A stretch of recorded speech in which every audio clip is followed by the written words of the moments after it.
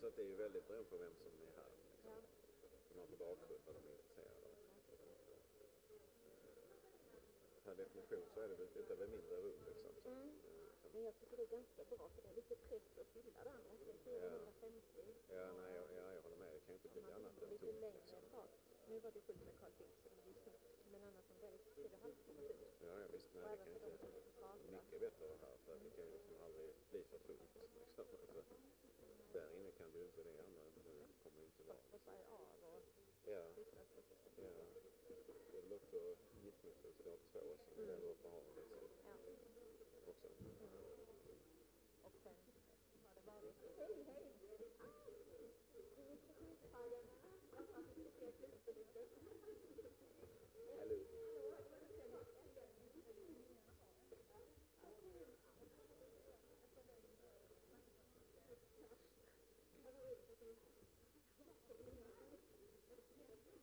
Ställ nu smarta frågor igen. Vänta med.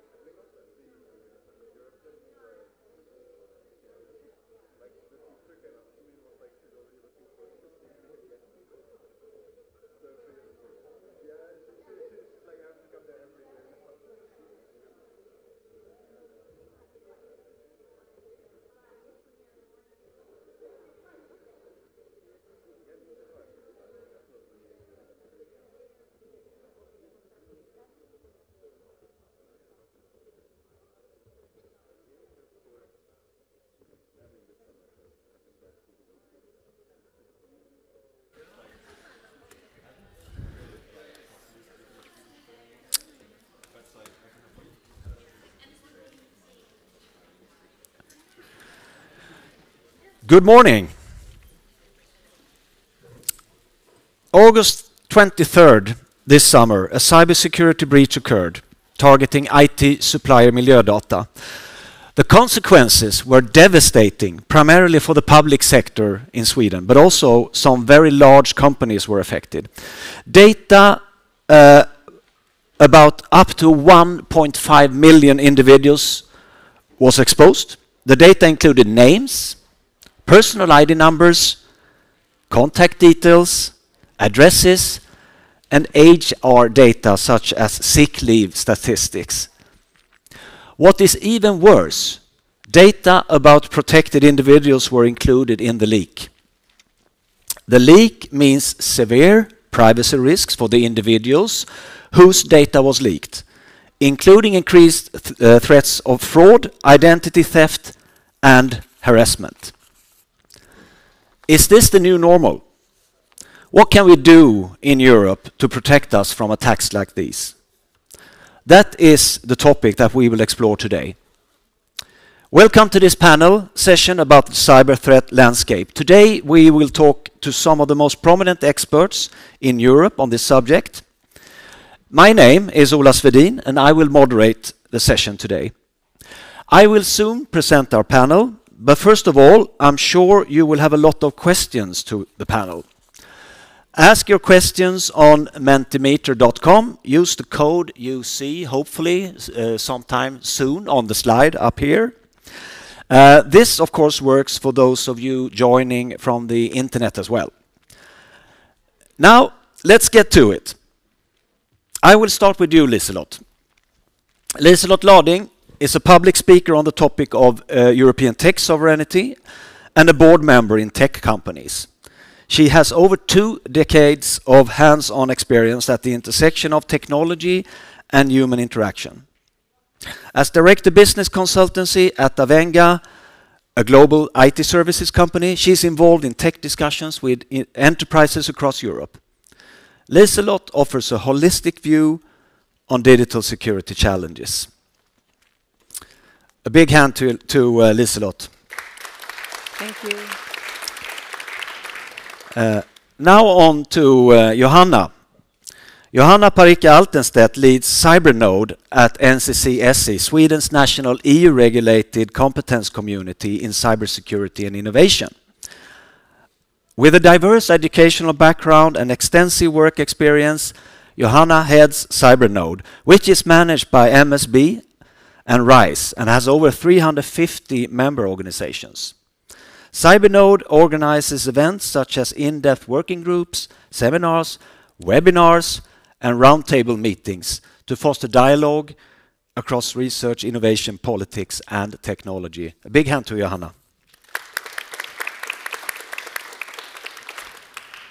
And a very special welcome to Sweden to Ify. Ifigenia Lela joined ENISA in 2016 as a cybersecurity officer and currently serves as cybersecurity expert within the threat analysis team, where she leads the team's work on cybercrime. Since 2021, she has been coordinating the ENISA Threat Landscape project. She holds a Bachelor of Science in Computer Science from the University of Piraeus and a Master of Science in Information Security and Biometrics from the University of Kent in the UK. Her professional journey began at the European Central Bank as a security engineer, where she focused on identity management initiatives and supported the bank's Security Operations Center. A big hand and welcome to Ify.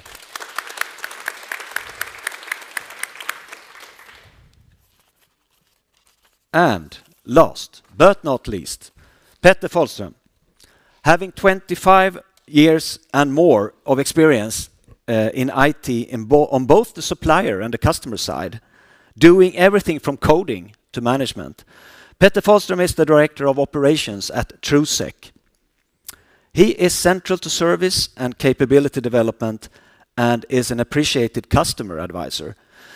Petter is driven by a will to protect organizations and fight back against the cyberbullies and criminal networks and rogue states. He believes in thought leadership through mind and heart. And that humor almost always in place. I'm sure your knowledge about the customer side of this will come in handy in the discussions as well. So a big hand to Petter as well.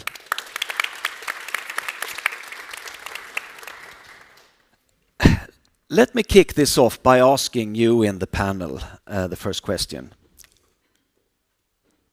With the backdrop of everything that is happening right now, and the example about miljödata that I just mentioned, that is just one example of, I believe, tens of examples we have seen just the last couple of weeks. How have cyber criminals and state-aligned groups impacted the cybersecurity landscape within the EU? And what measures are being taken to mitigate these threats? Can we start with you, Ify, on this one? Sure. So, in regards to the threat landscape, we have seen this year and the previous ones a slight increase in the number of incidents that are reported on a daily basis.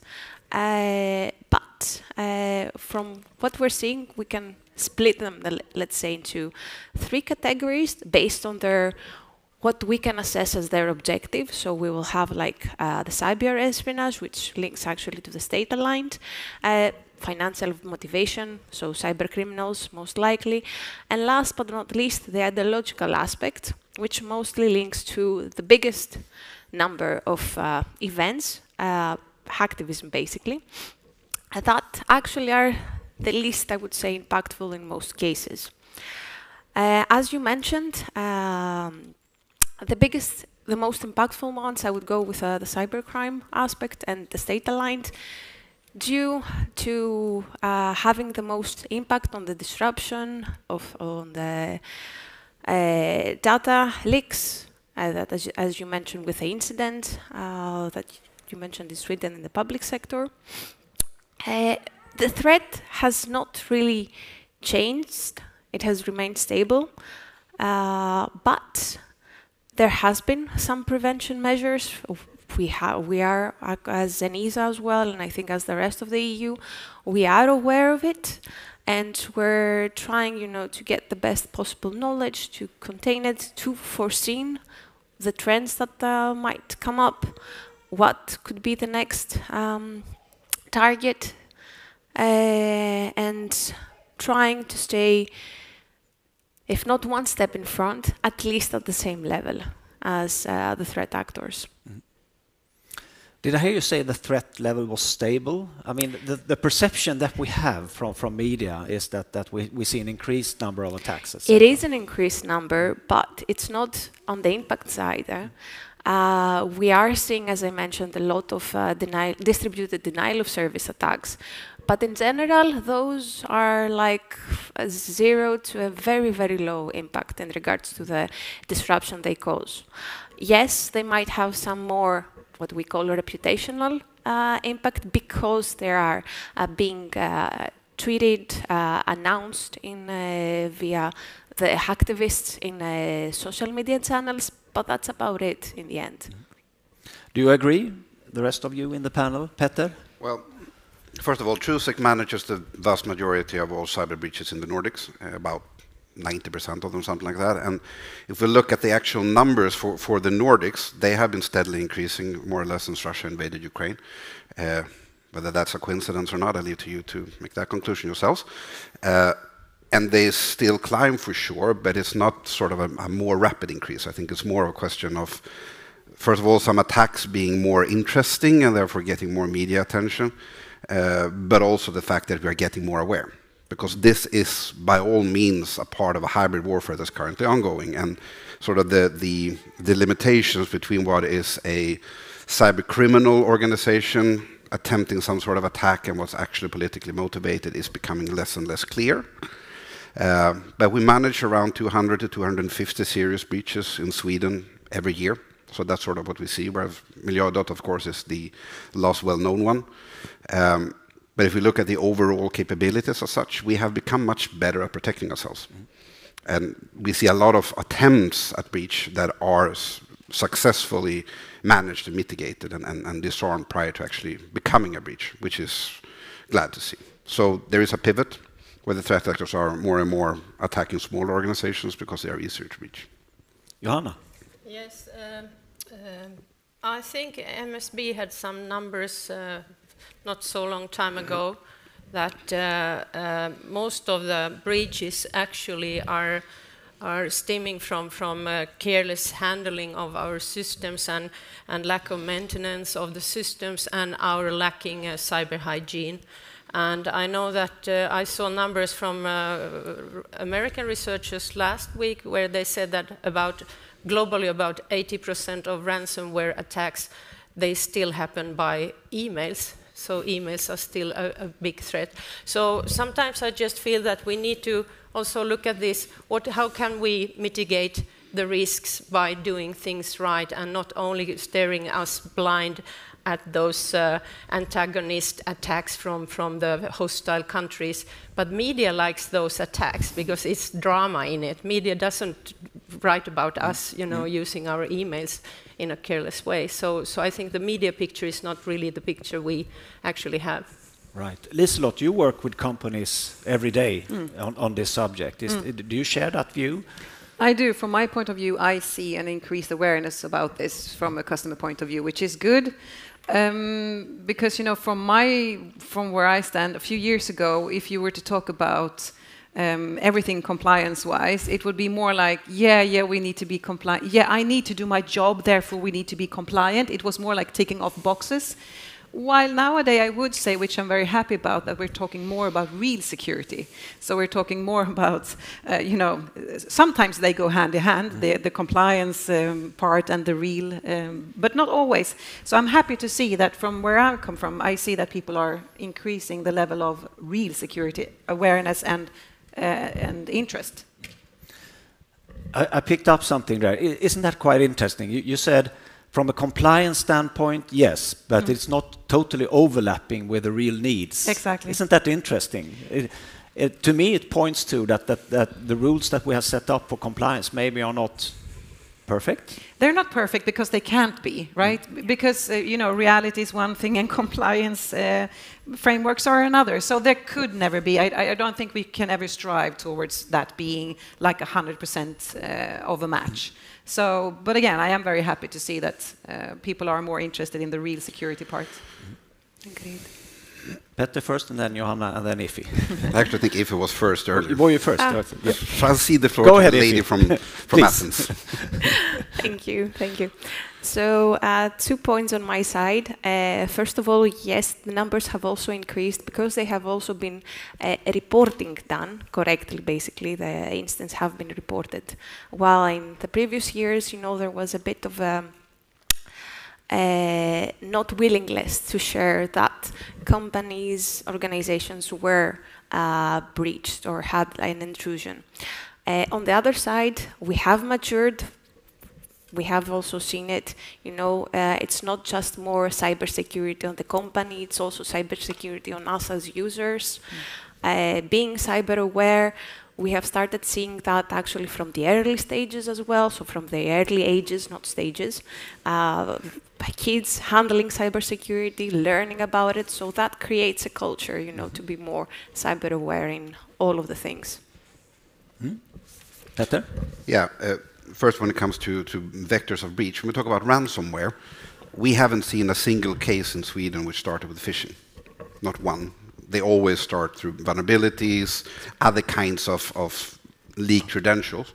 So they don't start with emails in Sweden. What start with emails and phishing in Sweden is what we call business email compromise and fraud, which is a big thing, which is actually the biggest risk of getting sort of losing your money to, and arguably it doesn't really matter if you lose your money to fraud or to ransomware. But the main reason we don't really see social engineering to a large extent in Sweden when it comes to ransomware is because the ransomware gangs aren't Swedish, and we speak Swedish, so they don't speak our language.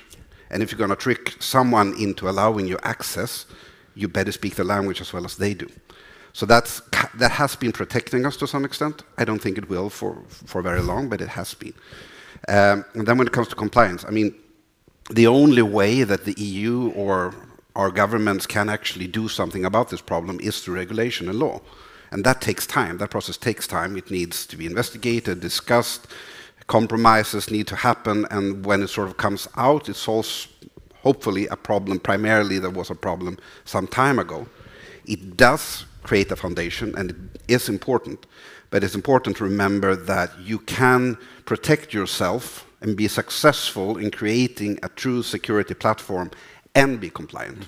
But if you aim for compliance, then you wind up being compliant but not secure. So that I wholeheartedly agree with that. We call it Goodhart's law sometimes.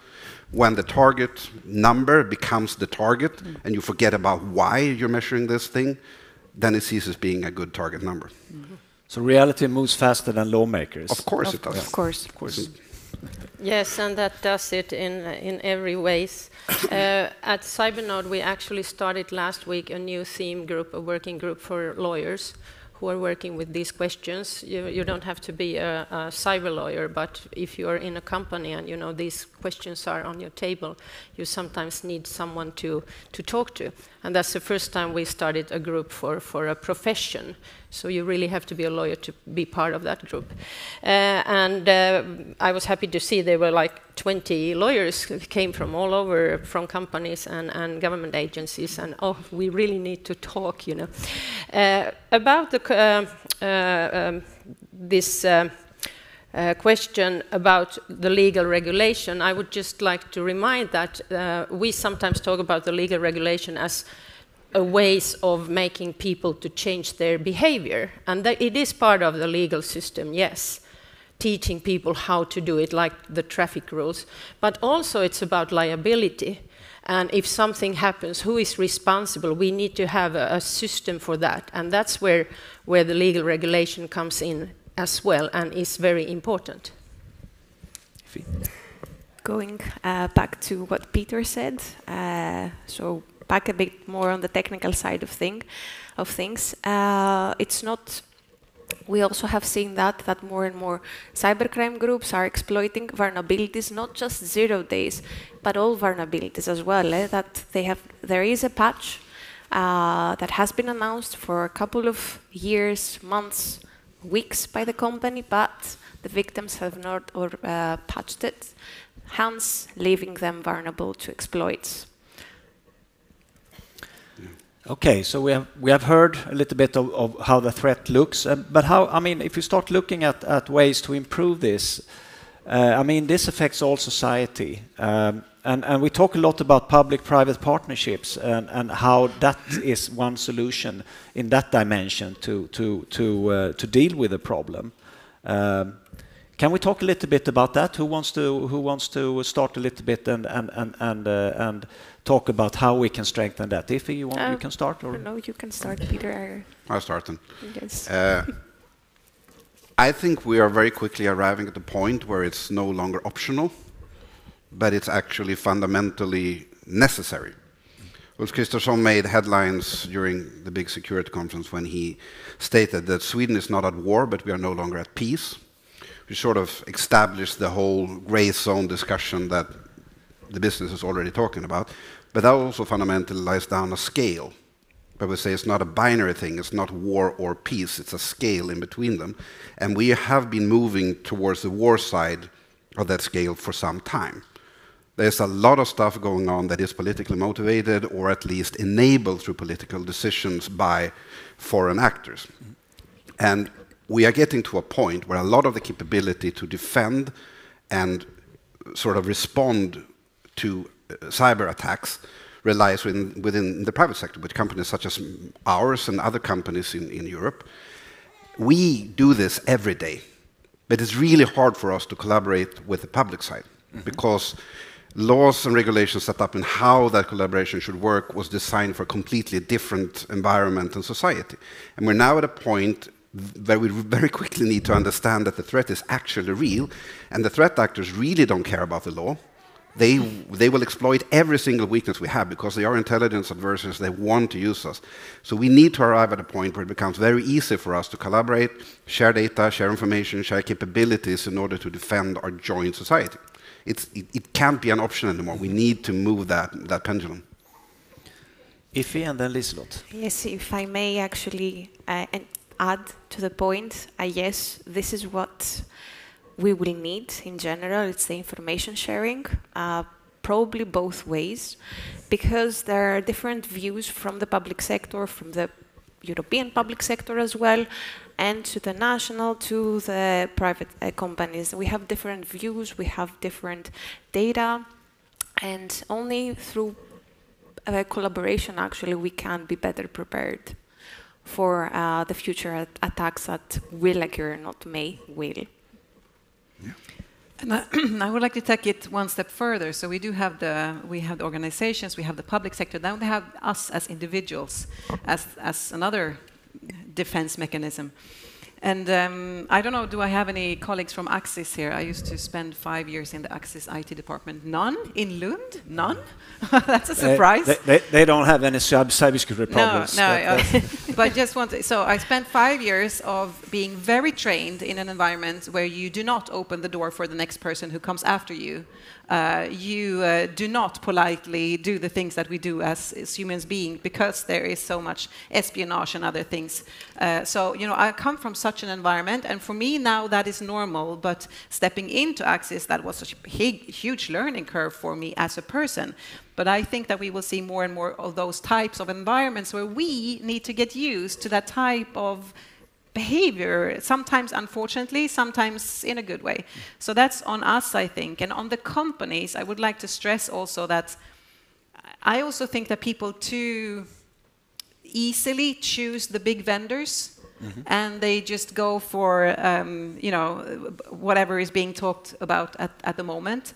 And for me, there is a lot we can do also because we know that whoever has data about you has power over you, and nowadays also can be a way of getting into your environment, for example. So personally, I don't use ChatGPT because it's American. I'd rather go for Le Chat, which is Mistral, which is from France in Europe. I'm still giving away my data, but I'm giving it to the French people in the EU. I'm not giving it to the Americans. Better or worse, I don't know. But I think we need to be also more aware of our choices on a daily basis. I was almost crying when I saw that when China released this new LLM model, a lot of my friends went in and just like, oh, I've tried it, it's like this, and I like, why did you even, you know, open it? So I think not only the organizations or the private sector, we also need to include us as individuals into this algorithm. So you're referring to the Cloud Act in the American legislation that basically allows the US government to grab any data that American companies hold. And China, of course, has similar legislation. So, Johanna. Yes, I would like to add something about how it is here in the Nordic countries. My feeling is that here in Sweden, we talk a lot about this public-private cooperation, but actually the state and the government has been quite slow leading it. And as you mentioned, it's actually the companies who are developing cybersecurity in Sweden today and leading also, trying to, in the compliance and trying to, you know, shout out and asking for the regulations, because they need to know the rules of the game, of course, for the business. In Finland, I have roots in Finland, and I follow cybersecurity in Finland closely also. There has been a model where the companies are connected to the legal process from beginning. So it's not like that they are, you know, writing the laws and then they're presenting it for the companies that, look, this is what we came up with, and the companies are like, oh my God, you forgot this and this and this and this. The companies are actually sitting in the process from beginning. And I would like to, you know, if there is someone from the state here, to take that idea also and think about it, because the public-private cooperation will not happen if we don't actually push it and in an active way, especially when it comes to the cyber threat intelligence sharing. We talk about it, but no one is sharing anything, or very little at least. So we really need to do something there. So let's dive into that. I mean, we are here today in the European context, and you have touched upon it a little bit. The challenges that we in Europe that we stand before when it comes to this. How can we improve this? How can we collaborate more within the EU to share information and to address these challenges? I guess this is made for you, this question, Ify. So why don't you kick it off? Okay, I can start. So when I joined the NISA, let me put it another way. It all comes down to trust, I believe. Okay, so when I joined the NISA, 2016, one of the tools were just newly created. I'm talking about the CSER network. So for those of you that don't know what it is, it's basically a network that encompasses all of the CSERs, so the security teams basically from the national cybersecurities of all of the member states. It was on a pilot phase then, and you could see that the countries, that the member states, were very hesitant to share information because they didn't know who the other person was on the other side of that chat then. I mean, okay, they didn't know them personally, so of course there was a lack of trust. This involved quite a lot, actually, to what we're currently having.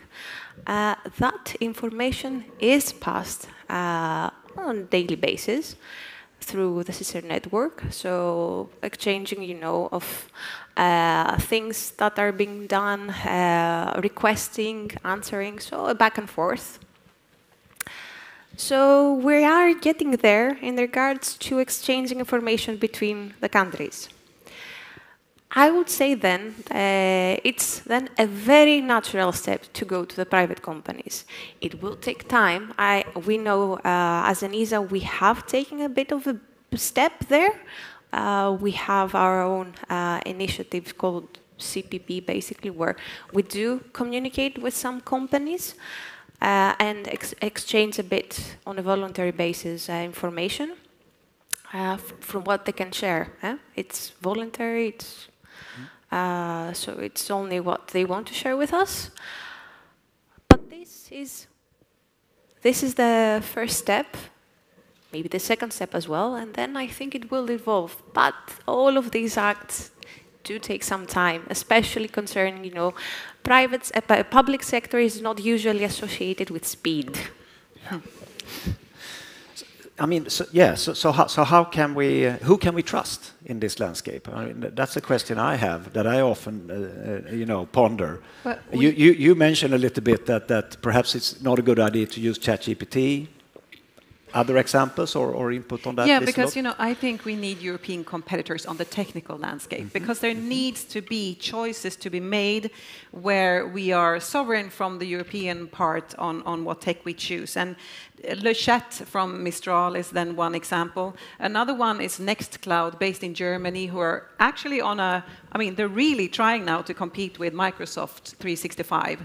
And I think they're quite successful. I don't know much about them. What I do know is that they are trying to influence the regulations on the EU. So they want that public tenders should state that you need to use European tech. Mm-hmm. But if we do that, we cannot have one choice, right? There needs to be multiple choices.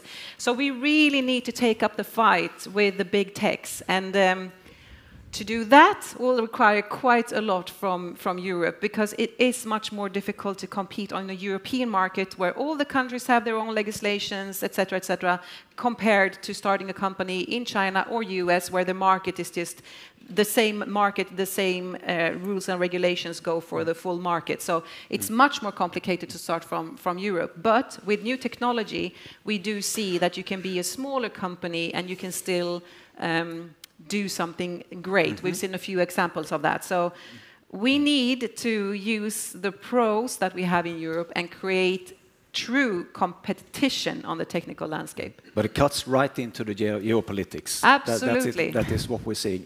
Johanna, yes. And then Petter.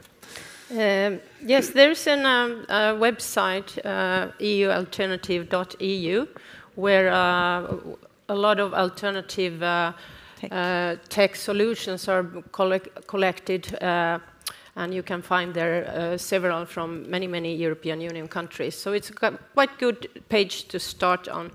But when it comes to this, who can you trust? We have a theme group in Cybernode that works with cyber threat intelligence as well, and is trying to figure out how to handle it in Sweden. And one thing that was a revelation for me, at least, I'm not a technician, I'm a sociologist and a lawyer, it was that actually there is a lot of attacks in the attack vector that are not successful. And these attacks are being done to multiple companies same time. So actually, companies often think that they are very unique and these attacks are targeting them. and they think they have to reveal their business securities and vulnerabilities if they start talking about it. But it's not like that. It's, you know, if you talk with other companies in the same branch, you might realize that, oh, we had also this kind of, you know, someone knocking our doors the same time. And that information is very valuable for the companies and also for the government and public agencies who are working with these questions, and probably for ENISA as well. So it's not so dramatical to share some information, and that's something we need to talk more about. Peter? Yeah, I think paranoia is in the DNA of everyone working with security. That's a big problem in this case. Not the least if we talk to military, and a lot of the cyber capabilities of the nation states are related to military, which means the sources are secret. So you don't get to share. Even if you want to share, you're not allowed to share. And then you don't want to share between government entities because you don't trust the other entities. We have a big issue with MSB in Sweden and FRA, for example, that really don't want to share stuff with each other. Now they're working together, it works not perfectly. So that is a problem, and that needs to change. We need to sort of pivot into, okay, so we're part of this union. We actually have a common threat. We need to work together and share data because that will work in the interest of all of us. And that pivot needs to happen somewhere. And I hope that ENISA can be a real engine, and we talked a lot about that last night. The second part, when it comes to picking the European alternative, I 100% agree. That is a problem right now, because if you're part of an organization that really have an orthodox and careful perspective on the GDPR, on security legislation, etc., you are prone not to use American services.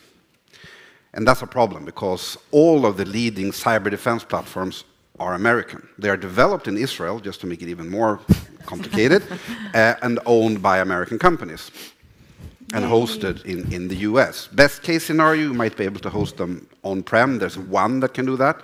But all of these platforms are American. There are no European alternatives. On the other hand, I think we can't possibly have been at a time where there's more money coming into the European market to try to create this. And hopefully won't sell them all to the US when they are finished, because they will be bidding for them for sure, but hopefully will retain them on European soil. But we really need to create these capabilities, and we need to do so once more with speed, because speed is the crucial thing. Technical development is exponential. It's happening really, really quickly, not the least with AI. This is not something that's going to be a problem in 10 years. It's a problem now, next year. So we need to have solutions now. We need to start collaborating and working together for real now. So we have a golden opportunity now, yes. Basically. We have a lot of investment money coming in, and we are perceiving the threat for real, so to speak. We see it. I think it's a really good time if you're an entrepreneur and you have a great tech idea. I think now's the time, right, to really go big. And let's talk a little bit more. Let's shift gears a little bit and talk a little bit about technology. I mean, no tech seminar today can avoid the subject of AI. I read a data point I got yesterday was that currently half of all investment in tech is going into AI-related companies.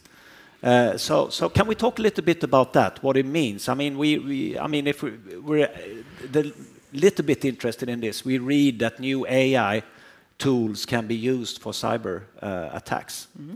Who wants to start with that one? Johanna.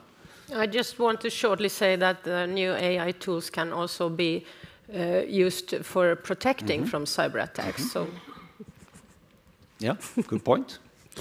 Yeah, and we are seeing a lot of AI being leveraged. I talked to TF about their upcoming cyber threat landscape report, which you should all read. It releases in 1 week, I think. In 1 week. Which will be interesting. Too bad it wasn't released 1 week ago. Bad timing on your part.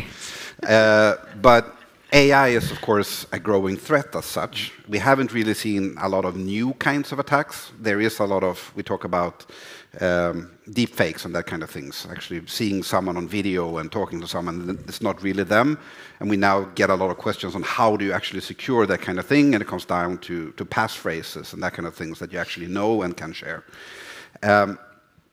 But the main thing when it comes to AI as a threat is, yeah, it's being leveraged the way we leverage it to obfuscate code, create smarter malware, agentic AI to do large-scale attacks with attack frameworks, that kind of thing, which makes it even faster and even easier, enabling more people that have the will to do it. Mm-hmm. But the biggest threat when it comes to AI is us, because we are now putting AI into all the things, everywhere. And we need to do it yesterday because that's what our competitors did. So it needs to be in everything yesterday. And marketing is leading the charge, putting everything out there. And we have no idea what kind of attack space we are creating with these investments. Because there is no best practice. There is no governance set in place for how you successfully actually establish AI. It is now coming. We're starting to see things happening. But we don't know yet how large the problem is going to be when the attackers really start leveraging these sources against us. We're seeing, if you start reading cybersecurity channels, you see some really scary sort of science going on right now where people are testing to do things that really shouldn't be possible to do through published AI agents. So sounds terrifying. So we're polluting our IT environment with these new AI tools. We are investing in risk, and every time we sort of invest in digital capabilities, we also invest in risk, and that risk needs to be managed, and that's sort of the core message here. And that's where the companies need help, I think, because if you have a technology product that you are delivering to your customers and you start to leveraging AI within the development of that, are you still holding up your SLAs, or are you still keeping the promise that you have around your product? Is your product equally secure after doing that, etc.? And these questions, companies are really asking for guidance, I would say, on these topics. And this is a true example where private sector is running faster than the public, and it's a real it's a real mess out there, I would say, around these questions. Yeah, it's complex for sure. Actually, I want to save a few minutes for questions, so I want to start wrapping this up. But we cannot leave this session without any hope, because we've just talked about the threats and all of the vulnerabilities that we get from the new AI tools, etc.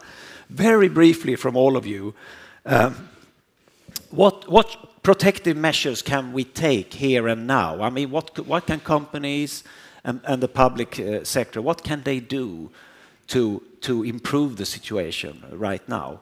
We can start with you, Ify. Okay, I will not go on what can they do. I will say what is being done. Okay, so yes, we talked about the threat. Yes, we talked that there is increase of incidents. But there is also increased number of operations done by law enforcement that take down the cyber criminals, that take down the infrastructure they use, so basically the machines, the tools they use. So it's not hopeless, and we have things that are already being running on the defender side. I have a fundamental belief in humanity, I would say. So if we look at this from a very holistic perspective, I think that humans are super resilient, and I think that over time, as you said, we're starting to train even the children. And I have the fundamental belief that humans will, when things go really, really bad, humanity will rise again and go for the good side. So I have huge hope, because just the fact that we're having this conversation, and the best thing you can do is read up on the topics, of course, to be informed. Johanna? Well, I would like to say that firstly, that cybersecurity is sustainability. So it's very important for each of us actually follow cyber hygiene rules and in that way keep our networks and systems and programs working and in progress and not creating problems unnecessarily. That's one thing. And then I am a great fan of European Union. I have been since we went there 30 years ago. And I think that there is a point with this European Union cybersecurity framework that is being rolled out now. It feels like that it's a lot. And it is. I mean, 80 different regulations will be rolled out now. But there is a core in each and every one, the same core. It's about knowing your practice, your company, your organization. It's about segmenting the responsibilities in the organization. It's about knowing the threats and actually doing the analysis and the assessments. and working from that. So if you do it properly, yeah, you will be compliant with most of the legal rules. So it's not such a big threat that we keep hearing all the time that the EU is bothering us with. So, yeah. Petter, very briefly, then we'll go into the questions. If you're an organization, manage your vulnerabilities, that is patch all the stuff. If war is logistics, then cybersecurity is lifecycle management. Manage your identities, make sure that you protect those. As an individual, make sure that you use a password manager or even better, passkeys, go passwordless, because your individual identity is too close to your corporate identity for that security issue not to sort of spill over. Now I feel like I want to talk longer just to annoy you, but I won't. So don't use your work address for private matters. That's one thing. Okay, so my prominent colleague Fredrik Richter, you have been busy collecting the questions on Mentimeter. Can you share a little bit about what we have? Yes, sure. We have received a lot of questions, and you have talked about cooperation within the EU, and we have touched a little bit up on the US as well, but we got a question: how does the cybersecurity cooperation between the US and the EU look like? Tricky one. Anything EU. Who wants the hot potato? Not as well as it did a few months back. If everybody's pointing to you as the EU organ. Want to represent? One representative. No, not really in this case. Okay, I will answer in the general way. So it was there. I would tend to agree with Peter in this case. But it's not an EU member state, so it's not a lot we can do. I mean, it's as with everything, with all the countries outside the EU. We need formal discussions. We need, the European Commission to acknowledge it. I mean, there are dialogues happening, so it's not. We had sent colleagues. I think our chief operations officer was sent last year to Black Hat, and he had gotten an invitation from CISA there to present. So there are things, but yeah, it's like with everything outside the EU. No. Yeah. Johanna? I would like to add that in the cybersecurity law, our regulations are telling what we need to do, but actually it's the technical standards which are telling us how to do it in detailed level, the soft law. And when it comes to the soft law, we have the American systems, NIST, very close to ours, ISO 27001, and they are like baked in NIST 2 regulations. So in that sense, EU and American way of handling cybersecurity is quite close to each other. And I would say that the United States is still the biggest ally of EU when it comes to battling cybercrime. And I'm sure it will remain so. Yep. But Pax Americana has been a thing since World War II, and we are moving away from it because trust has been damaged. And that's, who said trust is everything? It really is. Yep. It's what it boils down to. We don't trust them anymore because we're not sure what they're going to do in 3 months, which means we need to start build our own capabilities in cyber, just as when it comes to kinetic capabilities. Which is an opportunity for Europe. Yeah. Yep. So there we go. Time is almost up, but we take one last question. The top one now, Fredrik, from the list. Yeah, the top one is this one. With Sweden having personal information such as name, address, date of birth, place of work, etc., available freely online, what can be done to ensure user safety in Sweden? A lot. Yeah. Johanna, you're the lawyer. You have to take this one. Can you fix this law? No. Well, I would like to actually put the lights on the legal system. We really need to shape up with seeing the individual rights and protecting them. We in Sweden, we tend to think about that. 1 million people, they lost their personal information in this breach. And if there are like 10 or 200 who are really hurt by that, oh, that's not so much, you know. And that seems to be kind of the attitude from the state and also from the legal point of view. I would like to see more tech and cyber lawyers actually, you know, going into these cases and making those who didn't do their job to pay. Mm-hmm. Those will, well, actually, Petter, you get the final words. Wow, that's a lot of responsibility. No, but a lot of what we're talking about today is about sort of weighing things against each other. And in Sweden, we have offentlighetsprincipen as part of our DNA, and it's really important to us. It's in our constitution, which means we want to share data with the public. And that's an important thing. It's a strong part of our bureaucracy. But it also means that when we put GDPR on top of that and we look at security, these things start to becoming an issue because they sort of counterbalance each other. And finding the balance in that isn't really easy. So there's a reason why this isn't just fixed. That concludes our session today. We are at the end of our session. Thank you all for joining us today, and give a big hand to our fantastic panel.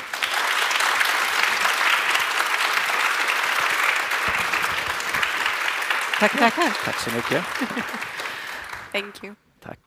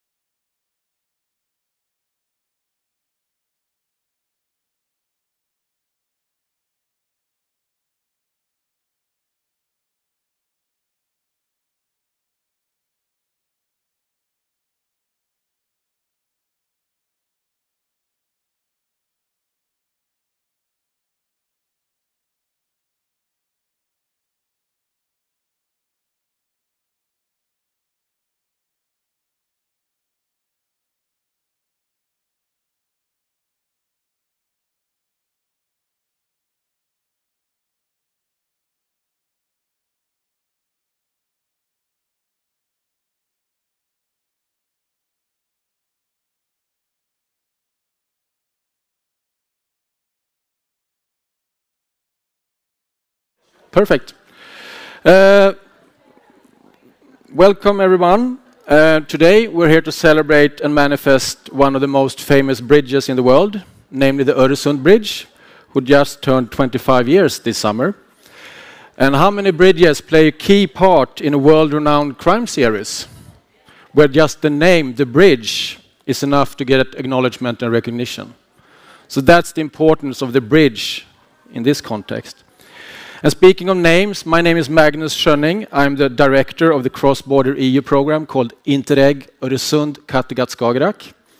And I wish all of you very welcome to this seminar, where we will explore cross-border commuting at the EU policy and Nordic level, the regional Öresund level, and also initiatives at local level affecting individuals in their daily lives. But a bridge is never an end in itself. It is a means to an end, where it is both serving as a transport link, connecting A to B, but also, and more importantly, enables people to work, visit, and have fun on the other side of the strait. And the purpose of our meeting here today is to discuss border barriers, labor market dynamics across our Nordic borders, and visions for increased labor mobility in the future. And therefore, it is a great pleasure and honor for me to introduce one of our most experienced and leading voices in international and Nordic cooperation, Mr. Anders Ahnlid. And for 2 years now, Anders has served as Sweden's representative on the Nordic Council of Ministers Freedom of Movement Council. That's a tongue twister. His extensive experience in international trade policy and Nordic cooperation, including as former EU ambassador and ambassador to Finland, gives him a unique understanding of the complex challenges posed by border obstacles. And in his day-to-day role, Anders is Director General of the National Board of Trade Sweden, the government agency for foreign trade and the EU internal market. And then next, sort of in this funnel, is Jan Juhl Christiansen, and he assumed the role of Managing Director for Greater Copenhagen on August the 1st, 2024, and has since been a driving force in efforts to strengthen the Danish-Swedish cooperation in the metropolitan region, particularly by addressing and removing cross-border barriers affecting the labor market, infrastructure, and green growth. And Jan has an impressive background in strategic advisory, communication, and political work. Last but not least, Malin Dahl. She's a key figure in the cross-border collaboration between Denmark and Sweden in her role as head of Öresund Direkt, an organization actually just a week older than the bridge. And Öresund Direkt plays a major role in making everyday life easier for people and businesses operating across the border here in the Öresund region. And her experience from both national and cross-border administration gives her a unique perspective on the challenges and opportunities in our region. So, to all the three of you, what role do you think the bridge has played in shaping labor market integration in Öresund over the past 25 years? And we can start with you, Anders. Thank you very much, Magnus, and thank you for arranging this important discussion. I think the bridge, no doubt, has meant a lot of good for not only the region, but also for Denmark, for Sweden, and for Europe. I come from the National Board of Trade, as you mentioned, which is the government of Sweden's agency for international trade, EU, internal market and trade policy. And looking at the bridge from a trade point of view, we know that it has meant a lot. You have all seen the recent figures from the University of Lund research stating that the bridge has delivered 25% more trading goods than would otherwise have been there without the bridge. Enormous figures, actually, very important. And this is only for trading goods. I would hope that the bridge will, in the future, even lead to more opportunities in trade and services. Already a lot of trade and services as well between Sweden and Denmark, but still a lot of things to do in order to make that trade more smooth and more direct.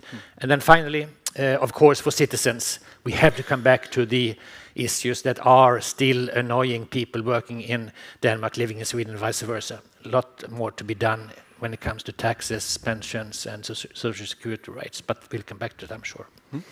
Thank you, Anders. What about you, Jan? Well, I think you can't underestimate the value of the bridge and the development which has been here in this region for the last 25 years. If you go 25 years back, there were around 2,000 daily commuters across the Øresund, mostly actually between Helsingborg and Helsingør, and not so many between Malmö and Copenhagen. And today we have around 22,000 daily commuters and aiming for at least 30,000 commuters in 2030. So I think that figure in itself shows what importance the bridge have had to create a more common labor market. And if you also look into, for example, city development, I'm not sure you would have a city area as Hylje in Malmö if you haven't had the bridge, and on the Danish side, you wouldn't have Ørestad if you hadn't had the bridge. So this is also some of the results of the bridge. But the most important, as Anders also mentioned, is that it really gives all of us living in this region a possibility to either work on the other side or just to go and visit, whether you're a tourist, you want to go shopping, you want to experience culture things. So it's also bringing people closer to each other, and that's an important thing as well. Yeah, and also, I mean, you also, thanks to the bridge, you're bringing the world closer to Sweden, because a lot of Swedes all the way up to Jönköping and beyond are using Kastrup as their gateway to Europe and the rest of the world. So in that sense, I think the bridge has changed a lot of patterns within Sweden. Exactly. So Malin, what do you think, but from your perspective? Yes, from my perspective, I would say that the Öresund Bridge has meant a lot, and for the labor market in a large. And without the bridge, no Öresund Direkt. So I'm sure of that. Even if there were a couple of thousand commuters before, it has increased a lot. So, and nowadays it's 22,000 somewhat. But if you look over the years, it's hundreds of thousands people has been commuting. And it's not long, it's not, we don't talk about several hours commuting anymore. So the bridge has meant a lot, and the trains and the commuting. Yeah. And actually, we're going to go back sort of technology-wise to the year 2000 and go back to old school raising your hand or not. So instead of using Menti and all those high-tech fancy gadgets, we're sort of taking you back to raising your hand or keeping it down. So I'm going to ask the question, a question to the audience. Would you consider commuting for work or studies on the other side of Öresund? Raise your hand if you could consider that. Very good. Yes. Great. And how many of you are actually doing it today? So there's lots of potential here. So with the bridge and Öresund Metro, maybe a few more will actually take that step to cross the bridge and the strait. Good. There is a Menti number up there, but we're not going to use it, so there's no point in asking questions through that Mentimeter, so forget about that. And now we're going to go to the sort of the gist of the matter, and I have some questions here for this extinguished panel, and I will start with you, Anders. So, from a Nordic perspective and from your role, how can we push for even more cross-border commuting within the Nordic countries? It's a very important question. I have the privilege of being, as you mentioned, the Swedish representative in the Nordic Ministers of Council for getting rid of border barriers, the Council for Free Movement. And as such, it is evident when we talk to the services around the borders, Öresund Direkt and others, it is the day-to-day issues for commuters that are still the challenge. We come back to taxes. We come back to pension requirements and pension systems. We come back to various social security systems that are not harmonized sufficiently. It's very positive that we, between Sweden and Denmark, have a new Öresund agreement on taxes. Big step forward, but it doesn't solve all the problems. And in the council where I sit, we are supposed to be both watchdogs on the governments and also accelerators to some extent, blow torch, if that is a possible English expression, on the government to make sure that they do more in order to harmonize possibilities to live in one country and work in another to commute. And you know that our heads of government in the Nordic countries have a very grand and important vision.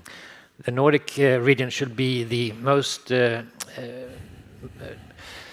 both sustainable, most sustainable and most integrated region until the year 2030. We are approaching that year, and I have to conclude that much remains to be done.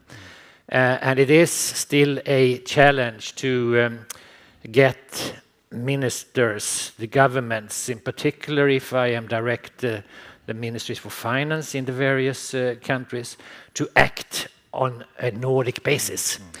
We are, as countries, involved in a lot of OECD, EU activities, and it is not easy to get attention to what needs to be done on a Nordic basis. I would hope that the challenging, difficult environment that we have outside the EU, and to some extent even inside the EU, would really put pressure on us all to finally do what we should do on the Nordic level, and that could help us on those irritants that many commuters still meet.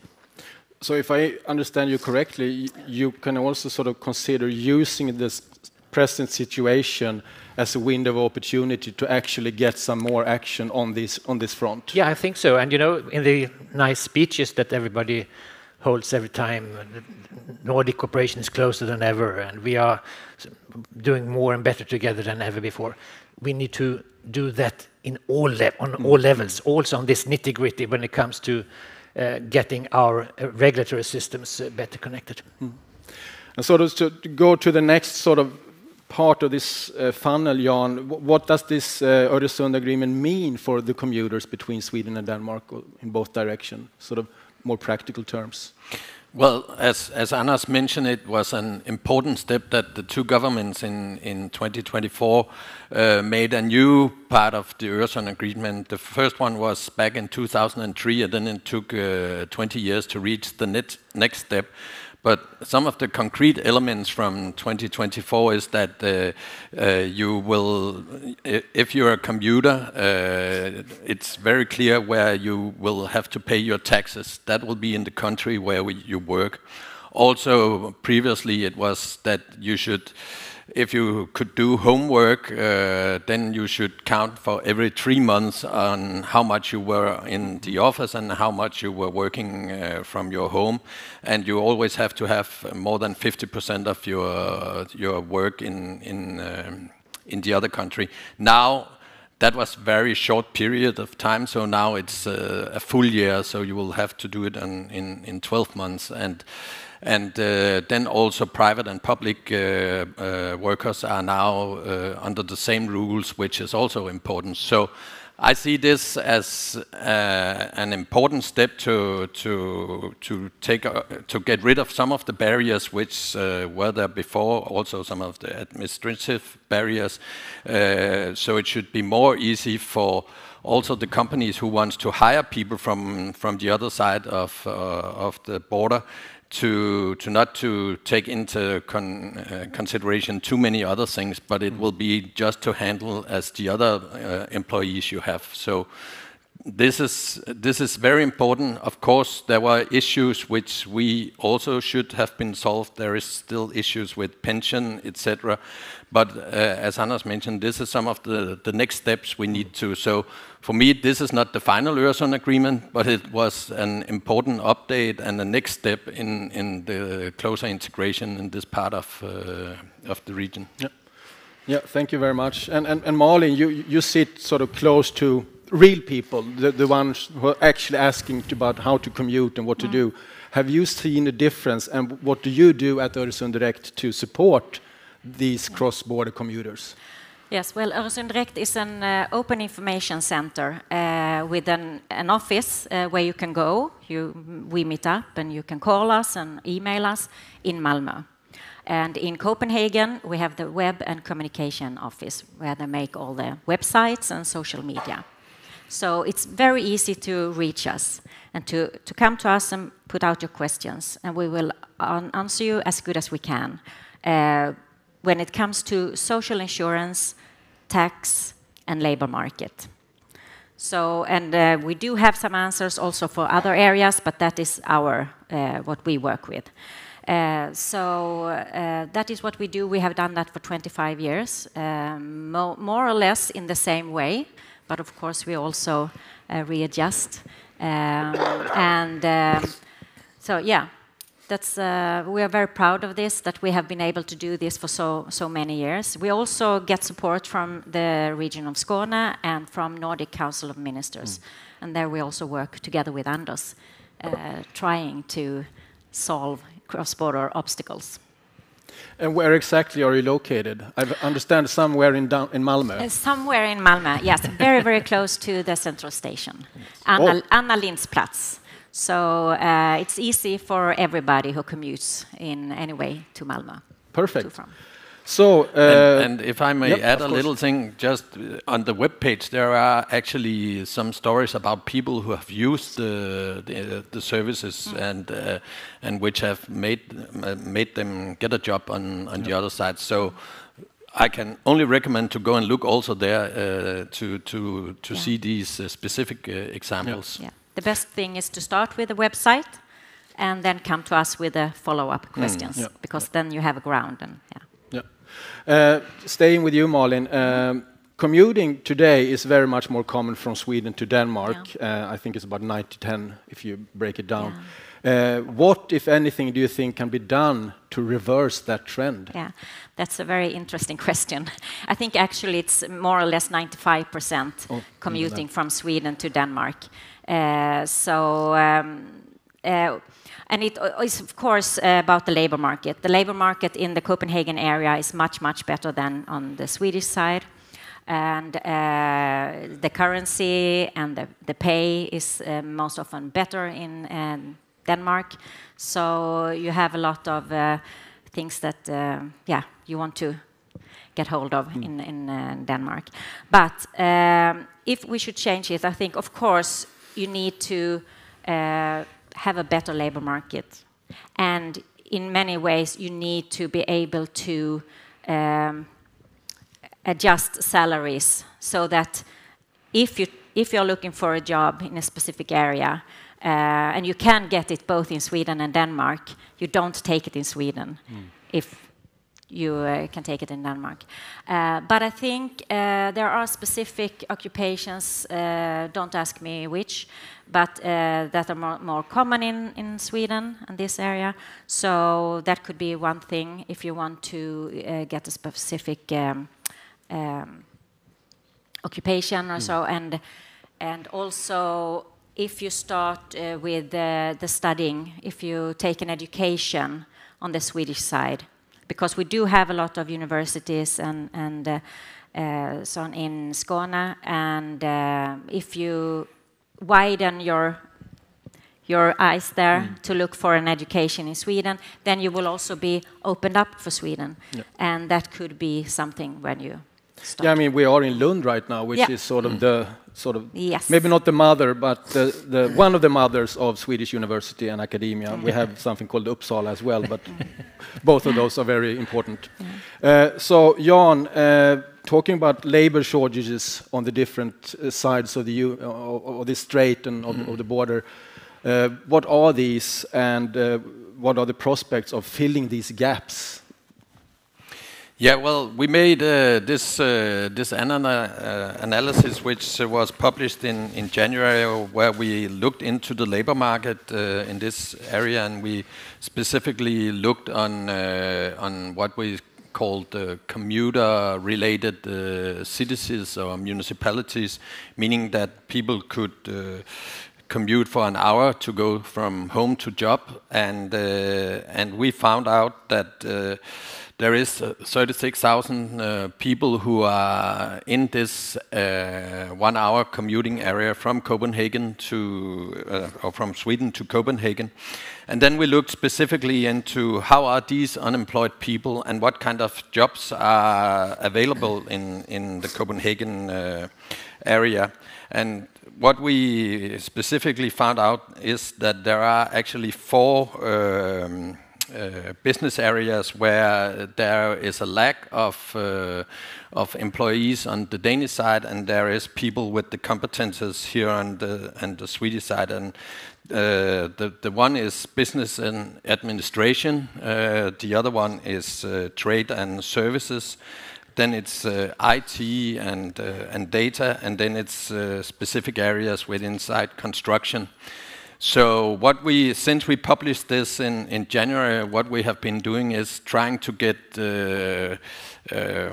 Danish companies to see that there is actually the competences on the Swedish side also, and doing it together with Øresund Direkt, also to say to the unemployed people on the Swedish side, well, go and look for if you have an education within one of these areas, go and look for a job in the Copenhagen area, because they are lacking people in those 4 specific areas.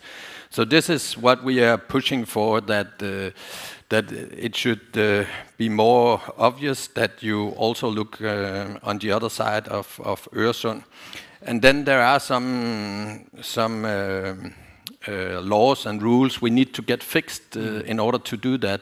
Because today, if you are unemployed, you have to prove that you are seeking jobs, but it doesn't count if you are seeking a job on the other side of Øresund in Denmark.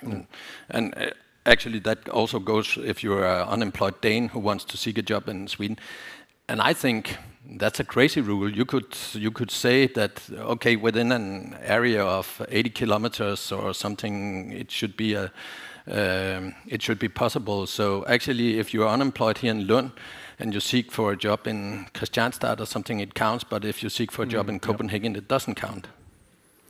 It's almost like we call it the Swedish P1-övergångar between the speakers here, because all replies are leading to the next speaker. So when Jan is sort of asking for changes of laws and regulations, and that's sort of where you come in, Anders, which steps do you consider as most crucial and influential for the Nordics when it comes to the cross-border commuting? Again, talking about all Nordic countries, it is still the tax matters that worry citizens most, that commute. And that goes also between Norway and Sweden, or Finland and Sweden. So there we have to concentrate more. And maybe it has been shown difficult to do this on a Nordic level. So that might be a need for bilateral solutions like the Öresund solution for other Nordic countries as well. We'll see. In the council I'm sitting, we are pushing for this still. And then in addition to that, where we concentrate a lot of effort together with the Nordic ministers responsible for Nordic cooperation, is the related issues, e-legitimation, possibility to conduct business, banking businesses digitally, and all these issues which require identity matching, that you have your personal kind of identity in one country that is also recognized in another in order to solve the difficulties that follow in this regard. So here a lot is done amongst the Nordic countries with the 3 Baltic countries as well. Hopefully in a few years' time we will see major progress in this area. Here also, of course, the companies are important on the financial market, for instance, making sure that we can in the future have easier Swish and Vipps solutions that cover our countries better than what is presently the case. So that's a priority. In addition to that, if I may, I think also that we need to do more when it comes to handling the fact that the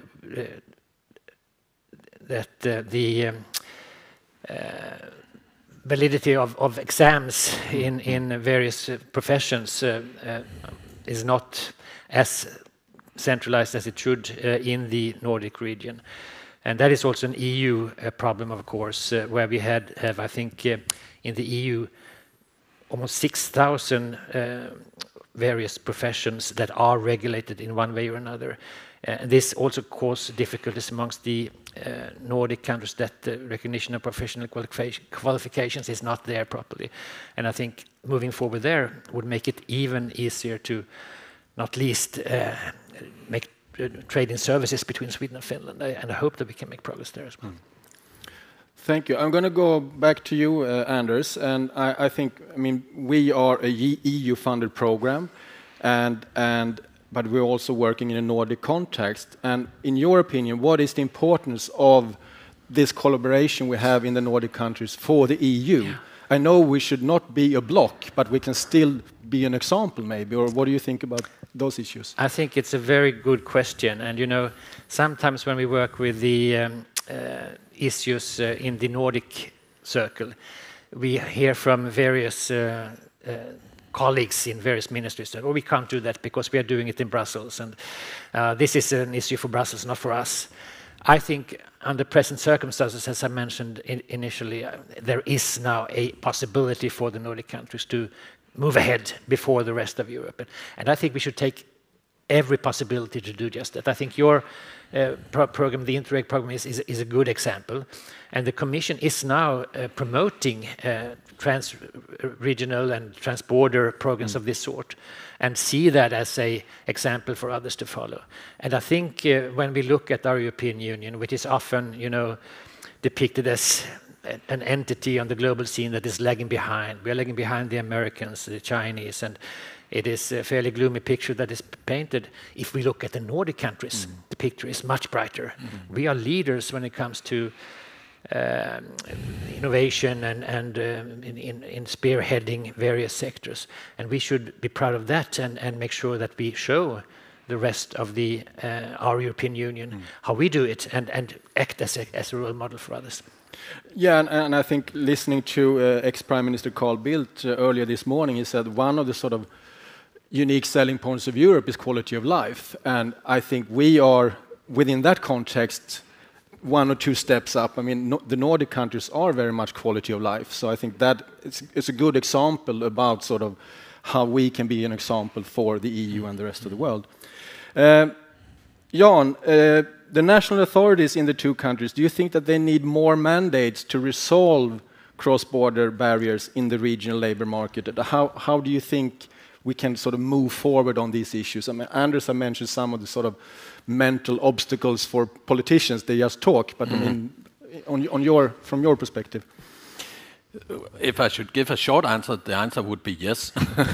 But let me put some more words on it. I think along with the celebration of the 25th year anniversary for the Øresund Bridge, the two heads of states made a declaration on behalf of the two countries called Øresunddeklarationen, and this is actually a very, very important paper to look into also when you want to see how the governments in Sweden and Denmark look on this region, because it's stated very clear that this is a important region for both Sweden and Denmark, not only as the region itself, but because it creates growth and economic prosperity for both countries.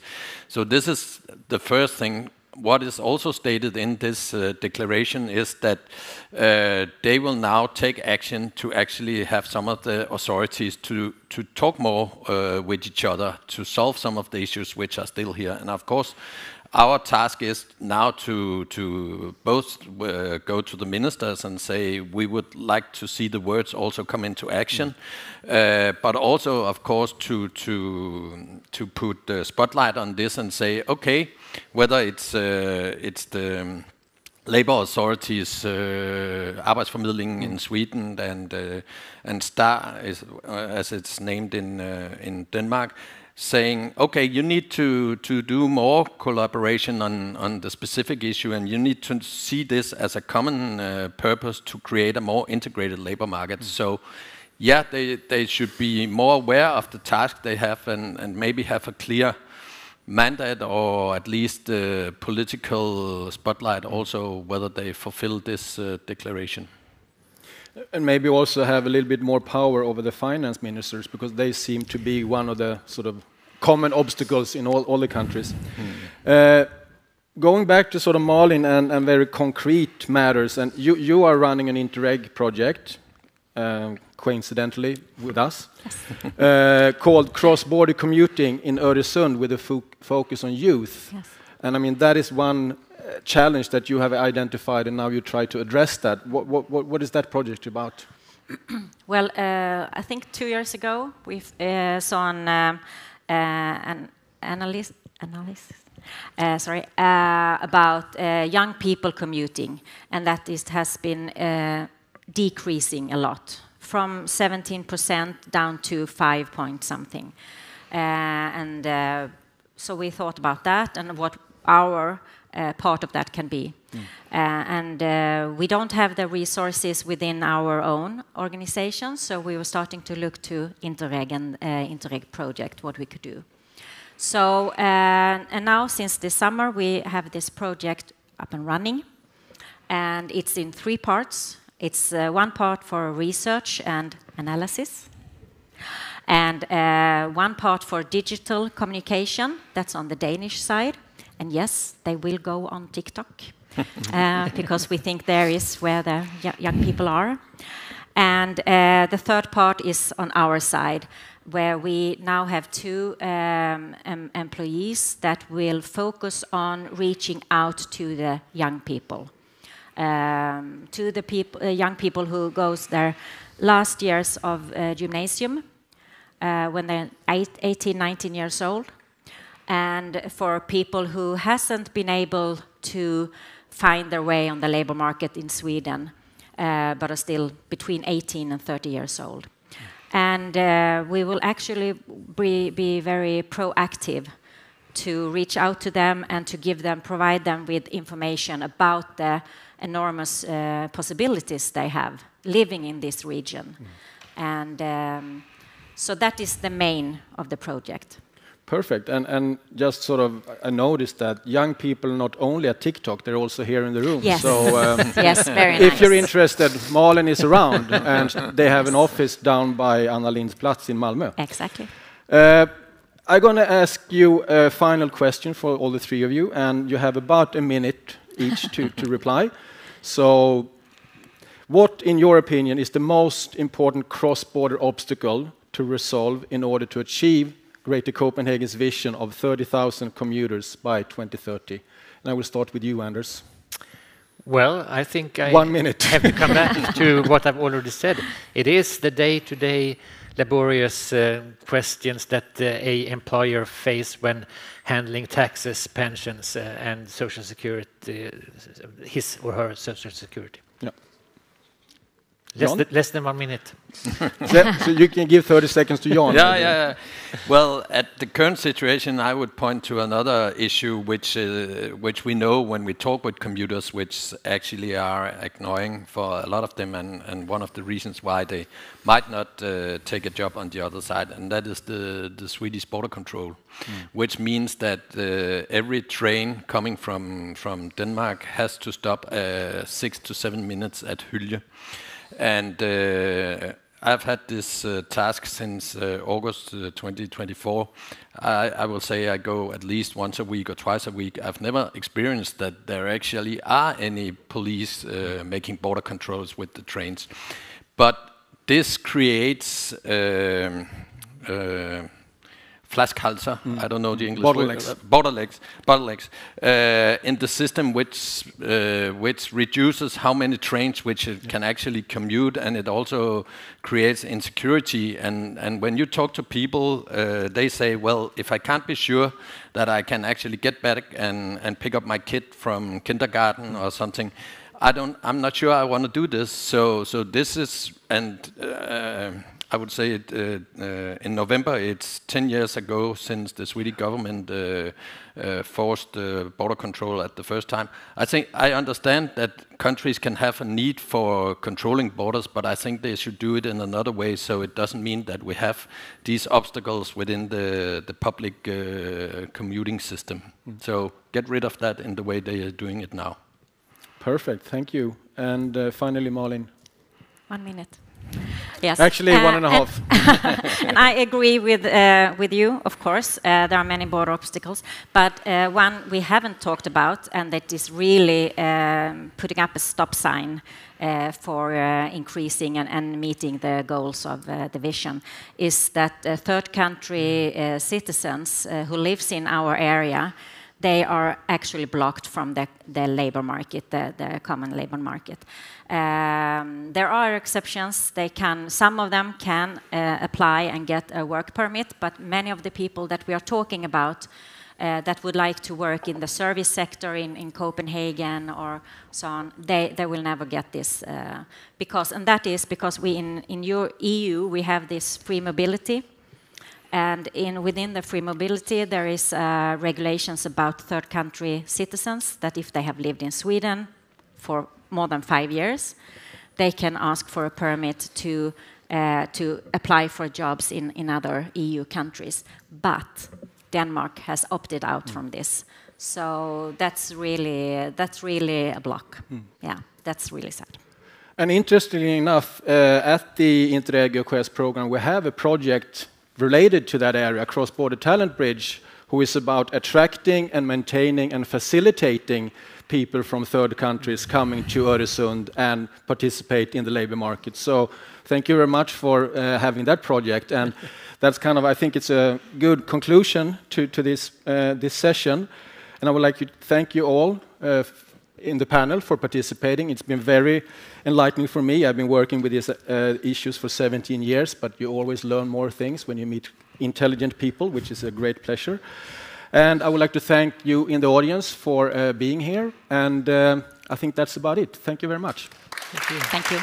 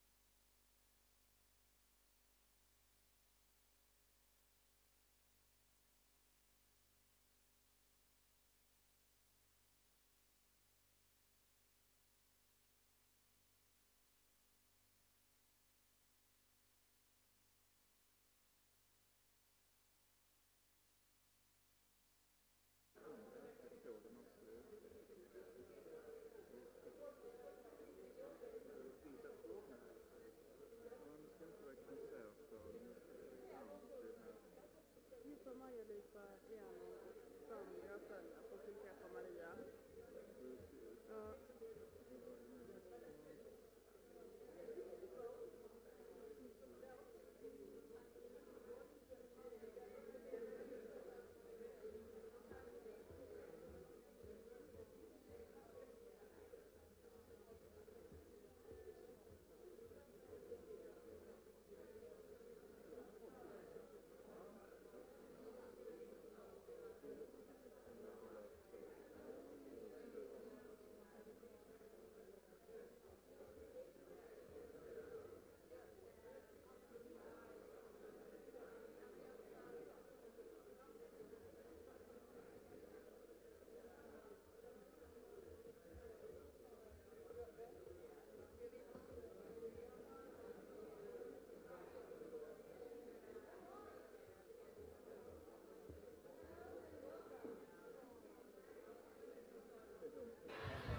Hello and welcome to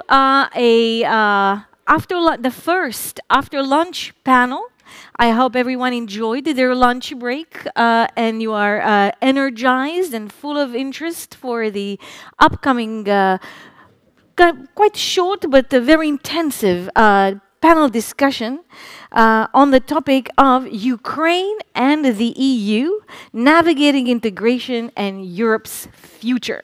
My name is Anna Maria Duchak-Sigestan. I am a senior lecturer in European Studies and Vice Dean of Research at the Humanities and Theology faculty, and I will be the moderator of this panel.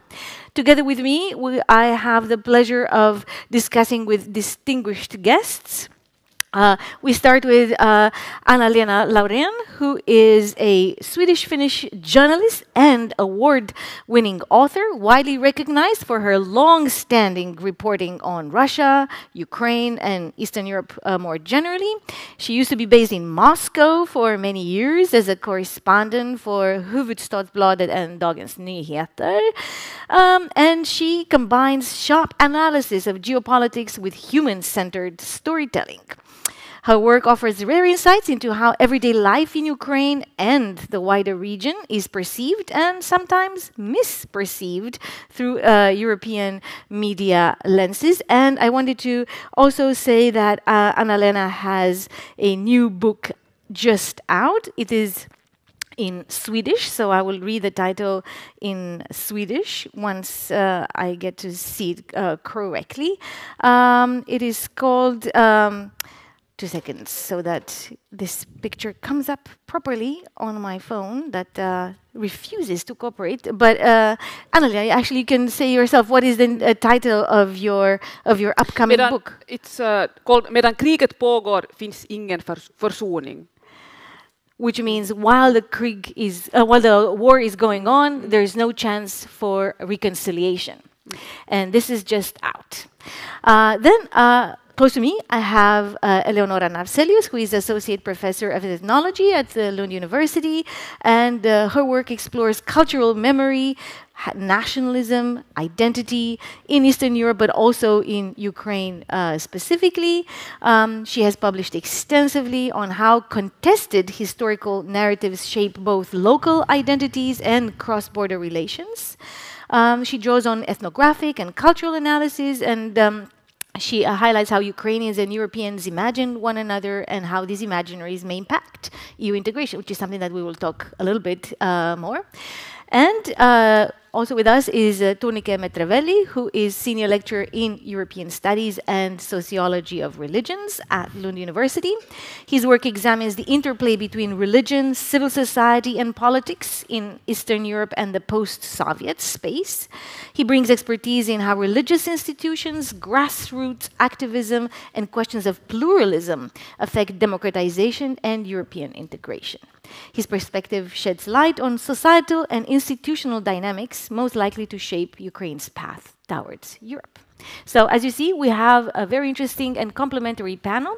The format is as such that we will first begin with a very brief individual presentation, which will be followed by some questions from my end that will be based on what has been presented just now. And then we'll open up in the very last 10 minutes to questions from you. And you can either raise your hand if you want, and if you prefer. There's also a Mentimeter code behind me on this slide. So you can start asking questions as you hear things, and then my colleague Ricard will help us pluck some of these questions and bring them to our distinguished panel members. So that's the format, and with no further ado, I will say that the question that basically drives us, and I think that is going to be interesting if we can give an answer at the end, or I would say preliminary answer, is what are the factors that may influence the relationship between Ukraine and the European Union today, and in the medium perspective about next decade or so. And because we have these complementary perspectives, I think we can address these factors in a multilateral way. And then I give the word to Anna-Lena to guide us into about 5 minutes of her thoughts around the role of journalism in this puzzle. So please, Anna-Lena. Thank you. I will try to be short, so in order to give you some space as well. I would like to talk about the media narratives around Ukraine, because that's my job, basically. And I would like to start with the fact that I was wrong about many things. First of all, I didn't think Russia would really attack in a large scale. I thought Putin wouldn't be that crazy. I was wrong. Secondly, I knew, of course, that there were lots of very motivated soldiers and motivated people who would defend Ukraine, but I didn't think there would be enough. I was wrong. On a positive and a negative notice, I was wrong. But then, now when the war has unfolded a bit more, and we have 3 years of war now, I would say that there are some, I think, I would like to talk about misperceptions. That's more interesting than everything that happened. And there was a couple of misperceptions. Well, the first one was my own. I thought that probably Russians will be in Kiev, I thought. And I was wrong about that.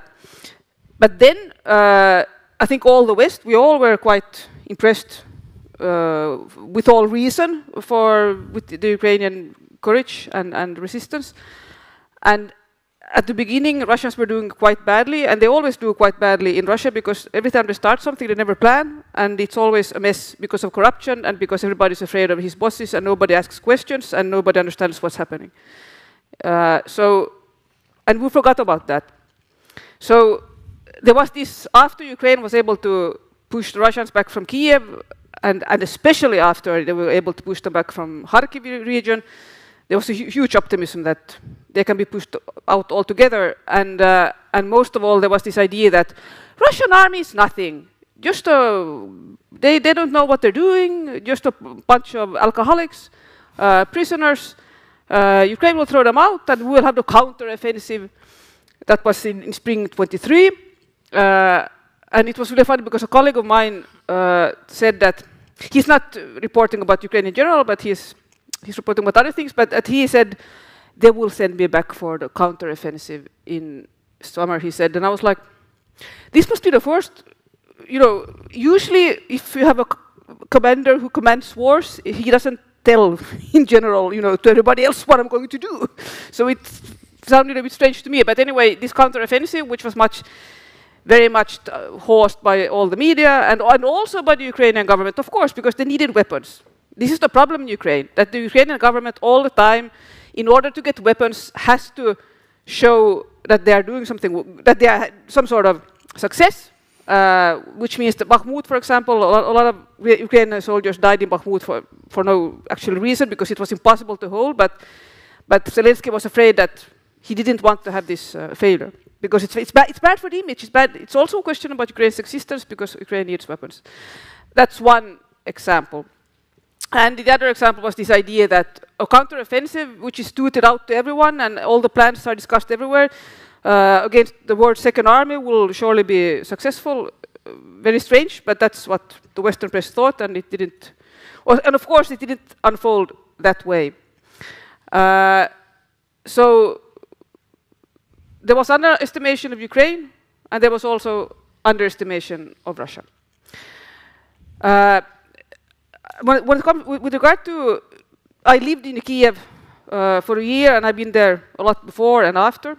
I speak Ukrainian, and one thing which I think it's very common when you talk about European misconceptions of Ukraine and Ukrainians, is the fact that something nobody understands in the West. Every time I tell people, they're so surprised that Ukrainians are not particularly happy with Zelensky.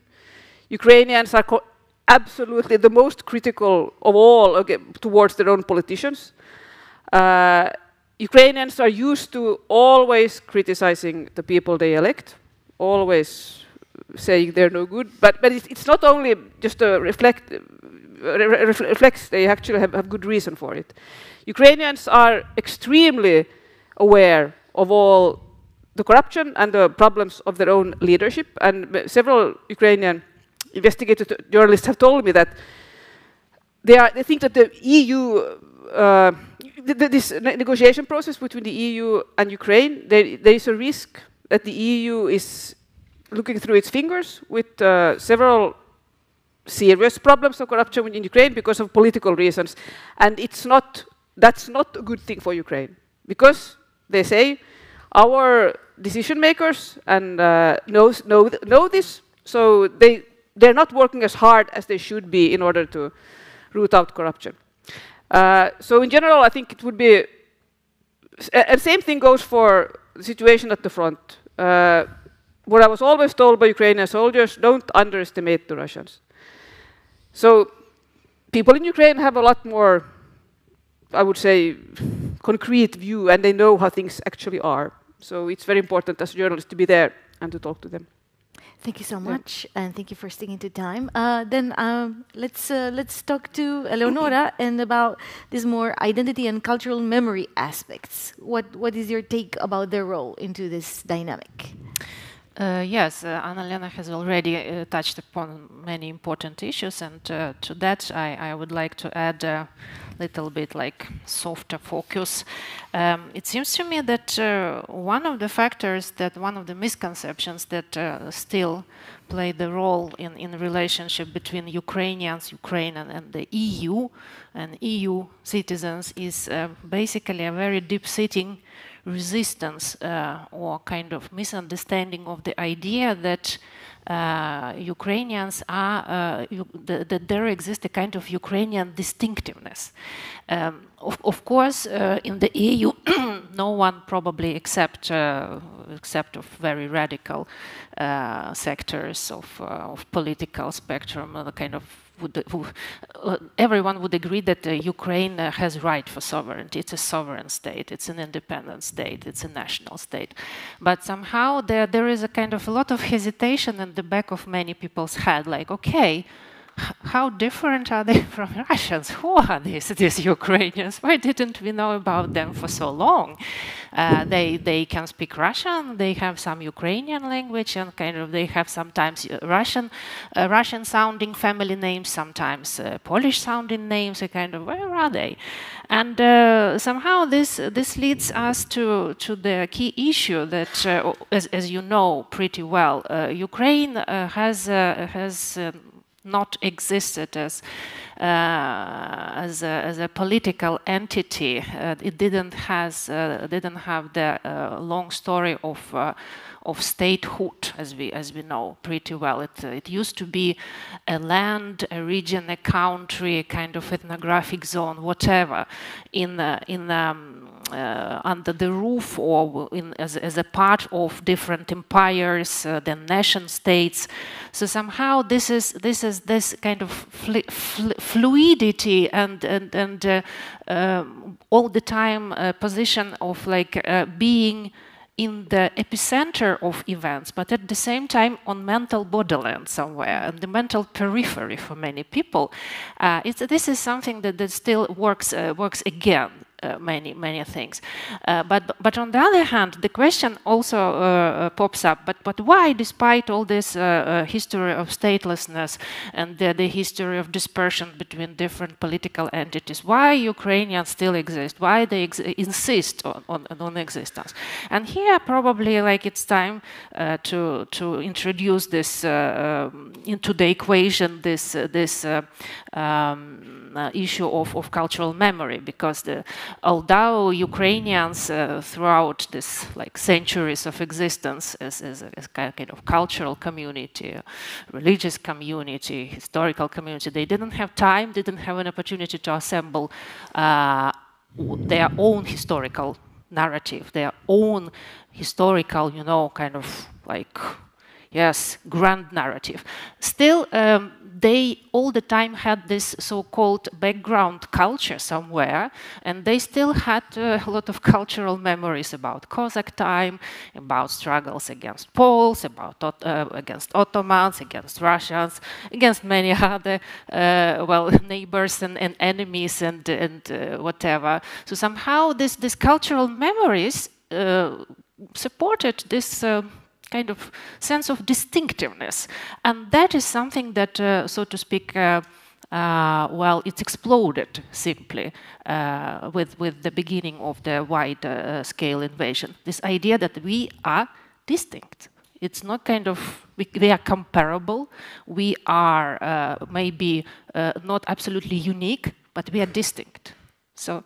Yeah, very interesting. I already have a lot of questions coming up, but not before Tunika also shares some points of view. Yeah, thanks a lot for showing up, everybody. Really good to see the crowd and students here. So I'll highlight two aspects which I think are important to understand what EU can do to Ukraine, but also to understand the religious aspects of this war. And particularly one challenge that Ukraine faces now is this challenge between the question of national security and religious freedom. This debate between, does it actually justify the national security, threat to national security justify the restriction of religious freedom? So we have two canonical claims in Ukraine. One claim from the Moscow Patriarchate, which is associated to the Russian Orthodox Church, that Ukraine is canonical territory of Russian Orthodox Church. And we also have another claim on this territory from the Constantinople Patriarchate, which is kind of the supreme and rather equal yet supreme Orthodox Church, that Ukraine belongs to that church domain as well. So there is a clash of canonical conflicts, if you will, besides the military aspects. And why do this even matter, one might say? I want to ask the colleagues here to turn on the map, please.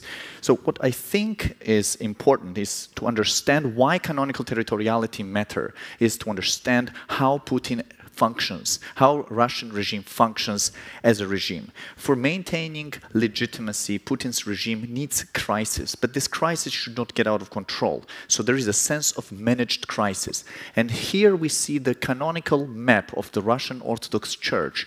And if you can see that, borders of the canonical territoriality of the Russian Church are way beyond the borders of the Russian state. And here in two colors we see Estonia, Moldova, as well as Ukraine. These are three ongoing canonical conflicts of the Russian Orthodox Church. What I try to bring to with my own research to your attention is that the canonical conflicts create a perfect setup for the state to legitimize war and war machine making.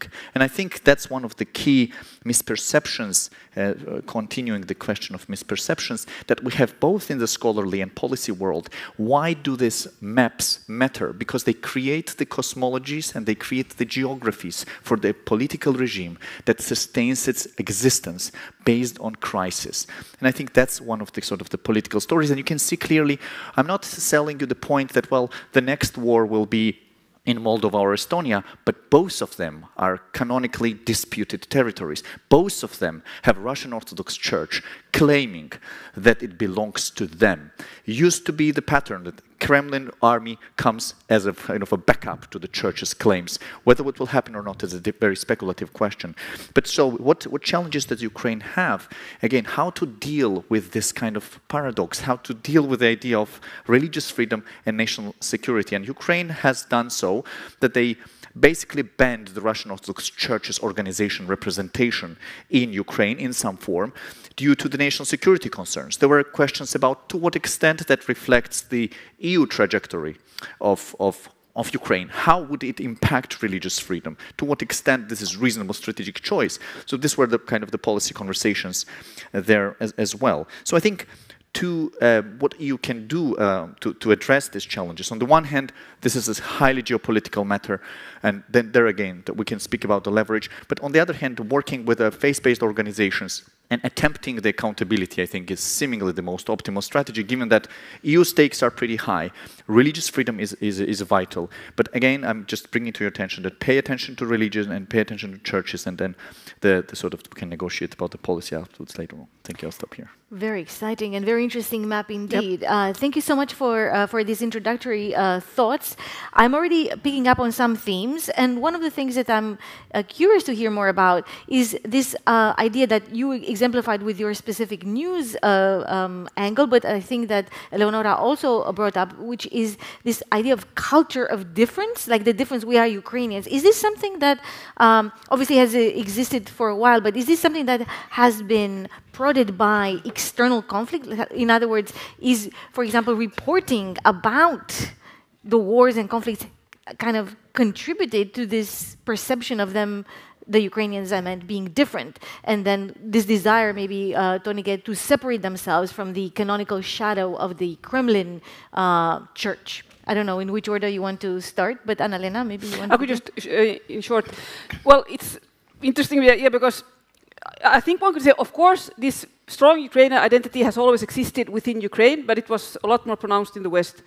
The western part of the country. Yes, in the western part of the country, which used to belong to Poland, and which so their identity is a lot more connected to Europe, which doesn't mean that, oh, so the East is Russian and the West is Ukrainian. No, it's a lot more complicated. But interestingly, because I know a lot of people in the West, and I studied Ukrainian at Lviv University, and my teacher and husband and everybody were saying, this is what we've told our countrymen all along, and only now they have understood it. And it became a really expensive lesson for them to understand that we are actually Ukrainians. So, I mean, there was the Ruch movement, the dissident nationalistic movement in the 80s, and they won at the beginning of the 90s.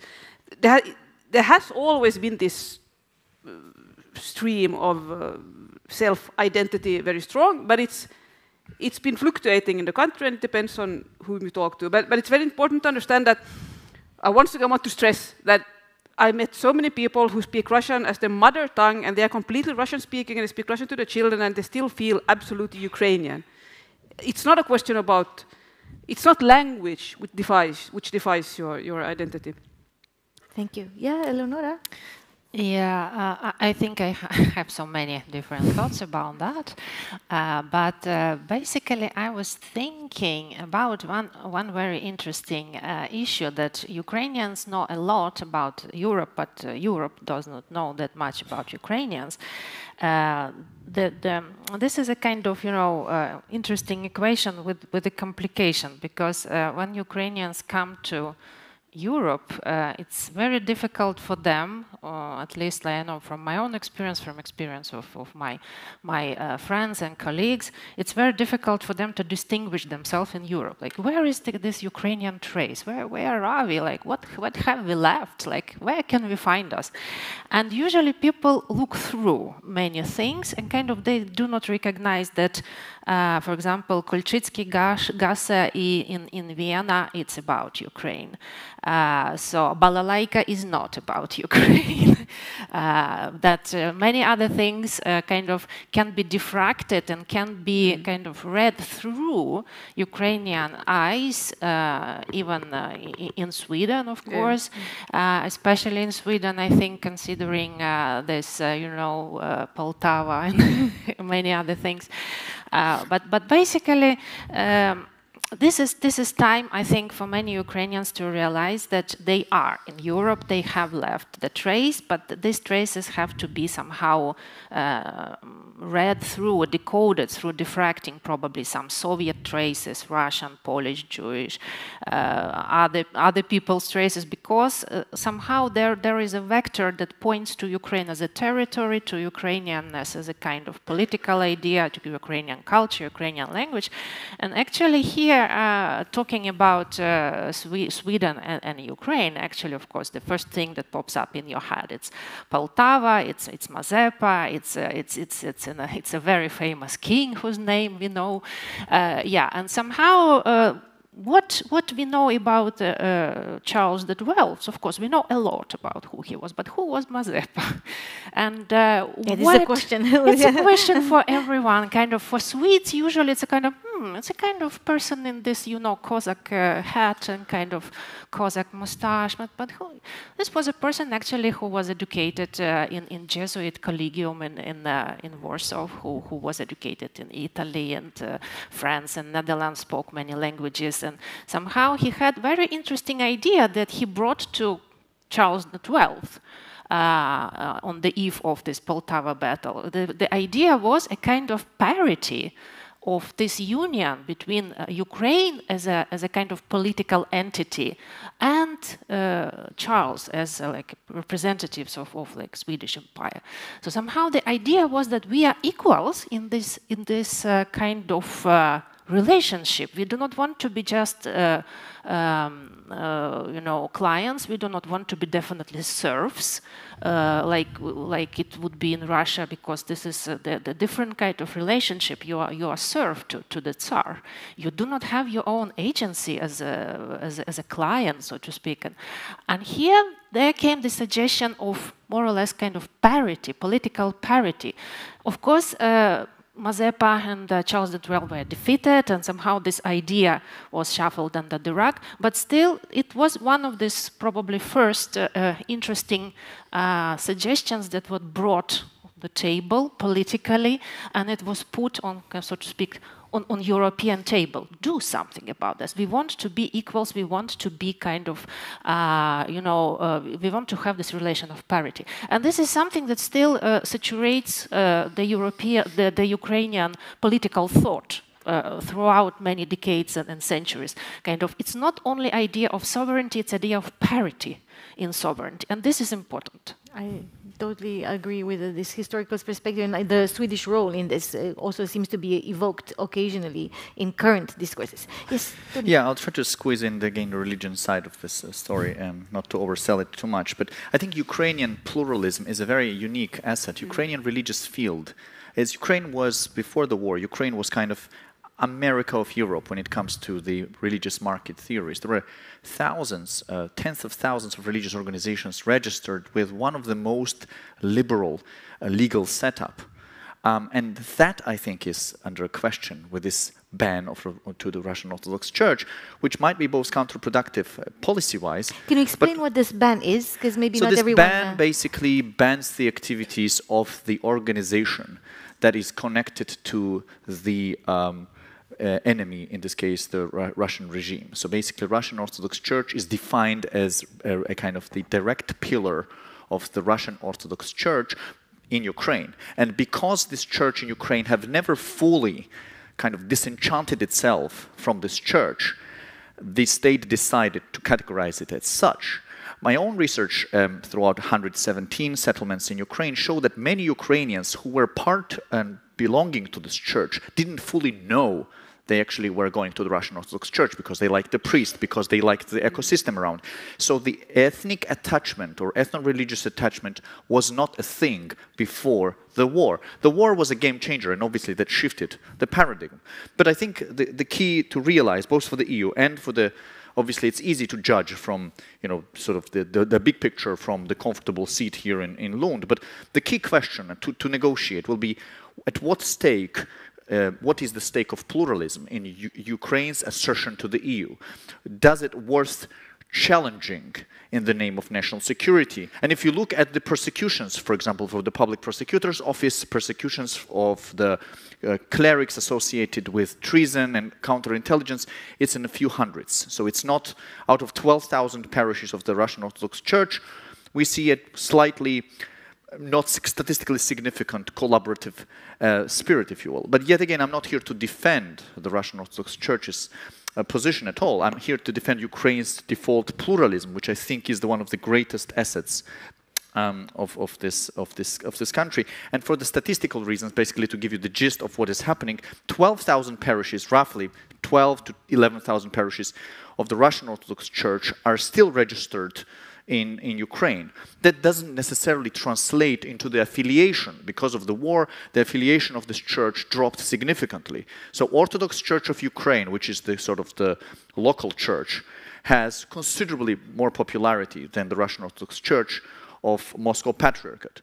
But this challenge creates this kind of in a way, the ambiguity, but also the legal problem in a way. How do you measure and how do you define what constitutes collaboration? Where does it leave us legally? And speaking again of the different layers of the Ukrainian court system, how much in the proximity of time it is actually possible or plausible to find these parishes and ban them individually. And that is my concern. And I'll stop here. I want to pick up on this idea of pluralism that you highlighted each in your own way, because I think it's very interesting now, turning our attention to the role of the EU and the relationship between the European Union and Ukraine as we are trying to project it in the immediate and medium term, maybe, future. Is, for example, EU equipped with the right tools to accommodate a country that, in a sense, has roots of defining itself as an actor, but at the same time it has some of an internal struggle, maybe it's too much said, but internal discussion as to what is acceptable and what is not acceptable. For example, is there a risk that Ukraine would bring, once a member of the EU, internal conflicts that would spill over into the membership, religious discussions connected to who is a good Christian and what is the political mixture into the church organization, what is the language mixture, is it okay to speak the language of the enemy? Again, I'm putting it in a very rough terms, but just so that it appears to be very problematic.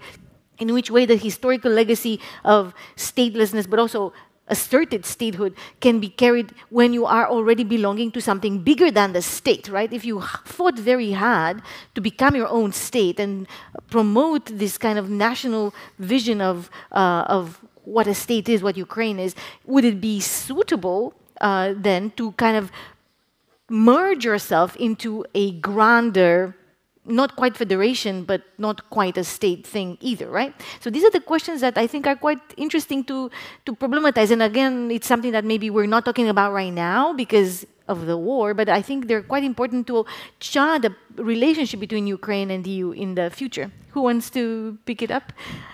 Well, I think if you look at history, what it was like, for example, for countries such as Cyprus, which had a conflict with Turkey and has it still, or actually, and if you want to talk about language and minority aspects, France is a good example, because there's a big number of minority languages in France that actually have been suppressed and oppressed, and are only for the past 20 years they have started to revive them, and there's a huge discussion about this in France. So I think, well, if Ukraine becomes a member, I think all focus will be on on one thing, that's to cap the agricultural policy, because the EU will not be able to include Ukraine in the cap. It's impossible. The Ukrainians are the fields and the agriculture of Ukraine is too powerful, and it's the products that they're making is the price level is so much lower that it would be a catastrophe for all the French farmers and who are very influential. So I think that they will have some sort of own solution. EU is very flexible and extremely creative when it comes to these sort of special solutions. But then when it comes to minority perspectives, language perspectives, if you look at what's happening, EU talks about it a lot, but you don't see any real. If somebody is not following the rules, I mean, not very much is happening. Mm-hmm. And I mean, and Poland can and especially Hungary can more or less destroy their own democracy, and EU is not actually doing so much about it. I mean, talk a lot, but not much is happening. So, well, I might sound a bit dark here, but I'm not very pessimistic when it comes to the EU, because if you look at how they went about with countries far easier than Ukraine, doesn't bode any good. Thank you. Yeah, anyone wants to pick up? Yeah, Yes, I was thinking that in principle, if one goes to kind of this overarching level of kind of historicity and fittedness into this European model, not only economically, but also in terms of kind of, you know, again, cultural relations, kind of cultural fittedness into the European context. Ukraine is incorporated since a long time into Europe. It's kind of, it's not a matter of persuading that Ukraine is in Europe. It has been there for quite a while, but it's a matter of kind of showing concretely how it looks like, kind of just putting on the table, like so it is.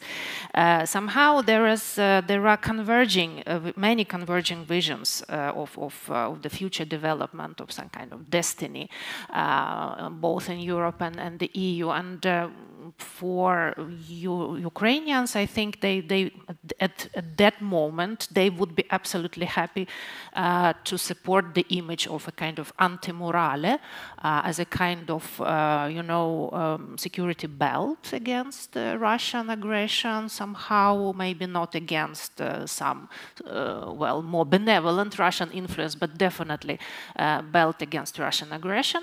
And this is a kind of wartime solution to be this kind of anti-morale. But when it comes to peaceful times, so probably Ukrainians would be happy to share again this idea of with EU to be a kind of breadbasket of Europe.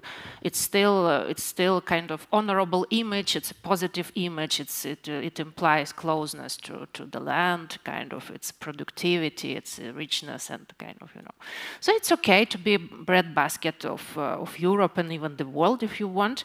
The idea of being a kind of resource appendix is not that popular, I think, nowadays among Ukrainians, even though they were, of course, compelled more or less under the gun to sign this agreement with the US about these resources, the sharing of resources and stuff like that. But this is a kind of, something that people swallowed during the wartime. But still, the idea is not to be a resource appendix, but to be a place where technologies are developed, where like something is invested for development of higher technologies, not just agriculture, not just some very like digging in earth, so to speak. So somehow this is that sort of visions. But on the other hand, what burdens Ukrainian image in the EU? On the one hand, of course, it's something that is projected from the Russian side, that like they are little Russians seduced by big Europe. So kind of they are our brothers. They have been seduced by Europe, and now they kind of pay the price because they were seduced by the image of some power, money, and stuff like that. They do not want back, but we want them back in any case. So somehow, you see, this is the image of seductive Europe. Is extremely interesting thing. But a little bit more, much more problematic thing is, of course, the image of Ukraine, the Ukrainians as a kind of key, or even in some contexts as they say, sole perpetrators of genocides, kind of all these killings of minorities, and these minorities are many, and Ukraine is a land of many minorities, and basically any minority can say that somehow we have built. But Ukrainians used to be our perpetrators historically. Poles can say it definitely. It's nowadays it's one of the pillars of their politics and policies, like in relationship with Ukrainians. The Volyn massacre, it's of course on the table all the time. Although historians has already discussed these issues many times, and it's not something that has been shuffled under the rug, but still politically it's explored all the time. Also the issue of participation of some Ukrainian detachments in extermination of Jews during the Second World War has also been discussed by historians. It's not something that people kind of deny all the time. It's again on the historians, on the experts table, but in popular kind of, context, it's always easy to trigger and kind of whip up this imagery of kind of genocidal Ukrainian, more or less. So I think this is that level or that sort of imagery that draws back. Thank you so much. And Tunika, yeah, very briefly, I think one important lesson, which I think from Ukraine's experience, on the religious front, is the religion is a warning signal for also disinformation. I think that's the lesson that we learn from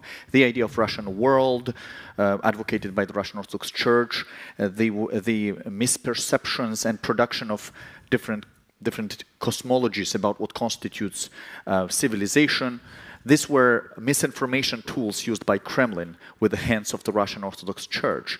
And they have been tested very tacitly in Ukraine before Crimea's annexation and later on. So I think religion can be a useful warning system for misinformation. This is yet another takeaway which I think Ukraine example can teach us from the perspective of the EU.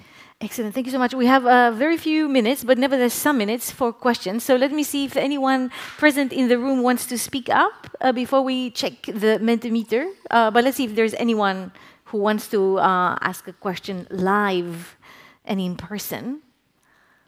No? Then let's look online. Richard. Yes, there are quite a few questions. The last ones just came in the last seconds. The top question you have actually touched upon already. It's about sort of what the short and long-term risks of the Ukraine's accession to the EU is. But I can take a second one as well, which is how does other countries formerly part of the USSR, such as Georgia, perceive the risk of a Russian invasion similar to the one in Ukraine?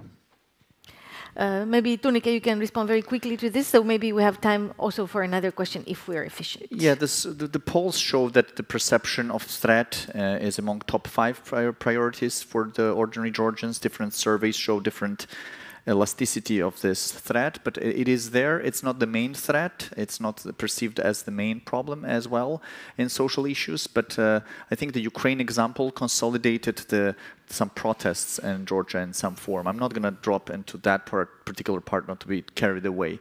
But I would say that's a significant factor. Thank you so much. One more question, Richard. Yes, we can do this one. During Maidan and the Crimea, a lot of research on Russian aggression on Ukraine focused on the role of rogue, uncontrollable warlords like the Wagner Group and Prigozhin's club. How is the situation today? Yeah, anyone? Situation with Wagner, for example, and I wouldn't call it for warlords. Actually, they are mercenaries. But, well, Wagner Group still exists in some form. Of course, it has been decapitated when Prigozhin was killed. Well, obviously he was killed. It wasn't a coincidence or no accident. So they are using the Russian army is using the knowledge of Wagner and the legacy of Wagner, and there's a lot of competence that they need in Wagner, for example. So it's still very current. But at least Wagner itself doesn't exist in the same way anymore. But it actually also shows how what's specific with the Russian army, or like how Russia works. And I think we forgot it at the beginning of the war. They're very fast learners. First they make mistake, and then they learn. They learn, for example, to use the drones now from the Ukrainians, and now the drone war they are on equals. So yeah, they use every functioning model quickly. So there are not so many warlords at the moment, but the Russian army incorporated the lessons on their own. Yes. I would say. Maybe one last question, but very quickly. Yes, I suppose this one would be for Tornika. The Russian discourse on Ukraine often focuses on ascribing Kiev as the birthplace of the Russian Orthodox Church and saving it from the fascists. Are there any possibilities for peace with the Russians' point of view? Peace from the peace of Russians. It depends on which Russians you ask and how do we measure what peace is. But probably if you look at surveys prior to the full-blown invasion, we saw a different sociology of Russia.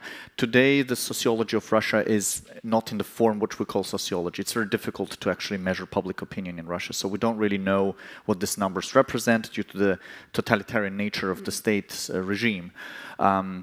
That's, I would say, that would be my more or less accurate answer, to be careful with the terms. Did you want to add something, Eleonora, to this question, or we're good? Yeah, good, basically. One more question. Look at the efficiency. I think we have to definitely applaud the panel once we're done, because of this. Please, Richard. Actually, let's take this one that just came in here. You mentioned that there is a political will from the EU to downplay the problems with corruption in Ukraine, but has there been any progress in the mitigation of corruption in Ukraine, or to mitigate corruption since Ukraine submitted its member state application? Formally, yes. Formally, they have met not all the criteria, but a lot. And also there was a decentralization reform carried out some years ago that is part also of the whole process of reforming Ukraine.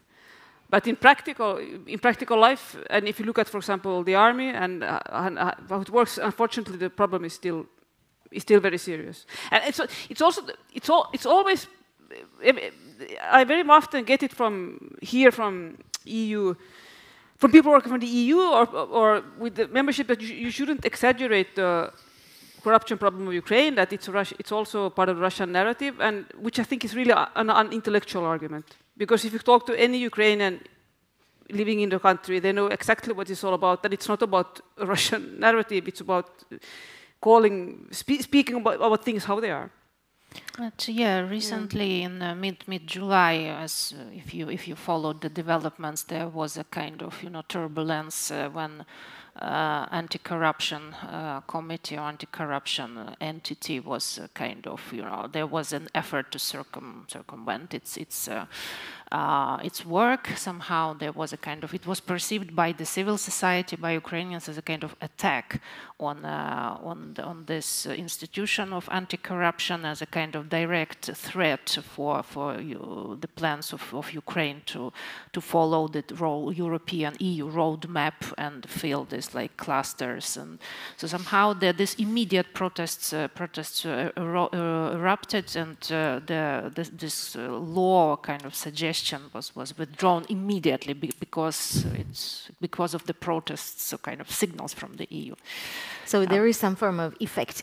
To wrap up, how you call it, a lightning speed of one question, beginning with Tonika and ending with Eleonora. Do you think that in the next 10 years we will see Ukraine as a member of the European Union? Yes or no? God, I did everything for you not to ask this question. Yes, absolutely. We have to give the public what they want. Yes, give the sociologists are really horrible in optimism, but yes. Anna-Lena? No. Within 10 years, yes. All right, I will leave you with this fishtail of answers so that you can continue to discuss. There is also an upcoming discussion by our colleagues at the Raoul Wallenberg Institute. They will also have a fireside chat about Ukraine and human rights. So if you're interested, look up at the program. I warmly recommend it. And otherwise, I think we should end up with a warm hand of applause for our panelists. Thank you.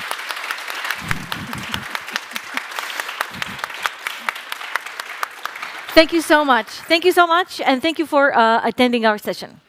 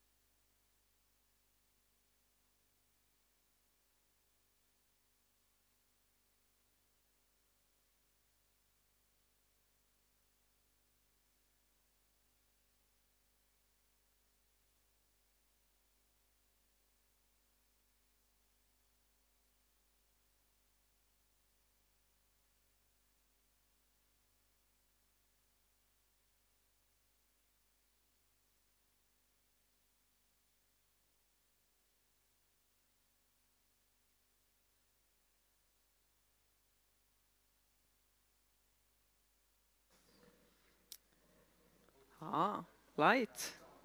All light on us. Thank you very much, and welcome to this session on cross-border resilience in crisis situations. So it's hosted by Lund University, and the question that we will try to answer is if cross-border resilience has strengthened in the aftermath of the COVID-19 pandemic. And we will also discuss a bit about the recent legislative developments in the European Union to take cross-border regions into account in EU decision-making. So the session will assess what has been achieved and what challenges still remain for safeguarding cross-border life in future crises. And to help with this, we have Maria-Liisa Öberg, who is Associate Professor in EU Law at Lund University. We have Rhiannon Pugh, as a Senior Lecturer in Innovation at Circle at Lund University, and Sandra Forsén, who is a Senior Advisor at the Nordic Council of Ministers. So welcome to this. And to the audience, I want to mention the Menti code if you want to ask questions. And you should use this one and not the other one from the other room, because otherwise your questions will end up in the wrong session. That's not great. So let's start here with Maria-Liisa and Rhiannon. You have done some studying on cross-border regions and the effect of the pandemic. So Maria-Liisa, looking back, what would you say? Please expand a little bit on why you're doing what you're doing and a little bit about what you're doing. Thank you very much, Maria, for the introduction. Indeed, I am so-called principal investigator of a research project on cross-border regions. So the title of the project is from conceptualizing cross-border regions, from COVID fencing to constitutionalization. If you don't understand what it means, it's okay. I have to thank Carl, probably 70 years old, from Vellinge. He is maybe not with us today, but he was the inspiration for this project. It was during the pandemic that I read news about Swedish tourists getting stuck in places like, in Carl's case, Spain, who were unable to return to Sweden because they lived in the Öresund region. They would use Copenhagen Airport as their usual infrastructure for getting out in the world. And since Denmark had closed the border, Carl and his companions were unable to board the plane in Spain in order to fly to Kastrup, to go downstairs, take the train to the first stop on the other side of the Öresund. I thought that Carl's situation was not good. Luckily, I think Carl made it back eventually. But as an EU lawyer, I was thinking there is probably a legal problem behind there somewhere. And that's how we researchers think. We see a problem in real life, and we think that we can try and understand what is going on. And the paradox became apparent quite quickly, that cross-border regions are what I call the illegitimate foster children of EU integration. Why I say illegitimate? Because they are not recognized in law, and foster children because these are the creations of EU integration. Some of them existed also, or most of them existed to some extent also before the European Union, or before those respective member states became member states in the European Union, but it has been EU integration, EU cooperation that has led to really thriving cross-border areas where individuals live their lives across borders without noticing that there is a border. Hence, the illegitimate foster children of EU integration. And I put together a proposal together with Rhiannon, who is a geographer, and two other colleagues, trying to investigate whether, in the light of the experiences of the pandemic, both on cross-border commuters and the experiences of the multi-level governance agents collaborating or not collaborating with each other as regards border closures, whether in light of EU integration theories there is a case to be made for some sort of legal recognition of cross-border regions as spatial entities in EU law. So I am in charge in that project on the EU law part. I'm trying to understand what role have cross-border regions had in EU law. Short answer, nothing at all, until very recently. And whether in the light of how obvious the borders in cross-border regions became during the COVID crisis, but also before migration crisis, etc., whether there is a case for increasing their resilience through legal means. And I will hand over to Rhiannon to talk a little bit about her part in the project. Yes, please. Yeah, thank you. I became involved in the project when Maria-Lisa heard that there were these people called regional scientists who study regions, and she found her way to my door. And I am indeed an economic geographer who studies regions, and I've always been fascinated in regions. So below the nation state, but above the municipality. This kind of space has always fascinated me. And I became very, very interested in this issue of cross-border legal and political situations and how this actually impacts people on the ground. So if you're a person who lives in a cross-border region, what happens when legal or political changes or decisions happen?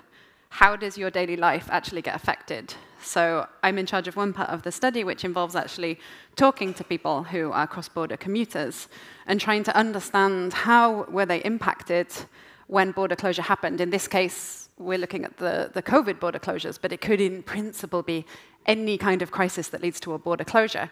And how can we help these people still go about their daily lives, to still do their jobs, to still do what they need to do and still live their lives in a cross-border scenario? And that really is my point of entry into the project. And I'm currently in the process of interviewing lots of cross-border commuters and trying to build up a rich picture of how it is to be a cross-border commuter and what ideas they have that we can feed back up into those higher level discussions about what they need and what kind of obstacles they need to be removed to make their lives easier. Super, super interesting. And as you mentioned, it's still ongoing, so there are no, I mean, there are conclusions probably in some sense, but it's not done yet. So you haven't sort of written the final report on it. But still, we hope that we will learn a lot from you here. So Sandra, you work at the Nordic Council, and you've had some experiences as well, I guess, when it comes to cross-border regions. Can you give us your viewpoint on this? Of course, thank you for having me as well. Definitely, Nordic Council of Ministers, I have to say, because yes, the Nordic Council is the parliamentarian corporation. But of course, the Nordic Council of Ministers, for those who don't know, is one of the oldest and most vast regional corporations in the world, actually. We've been at it since the early 50s and still going strong.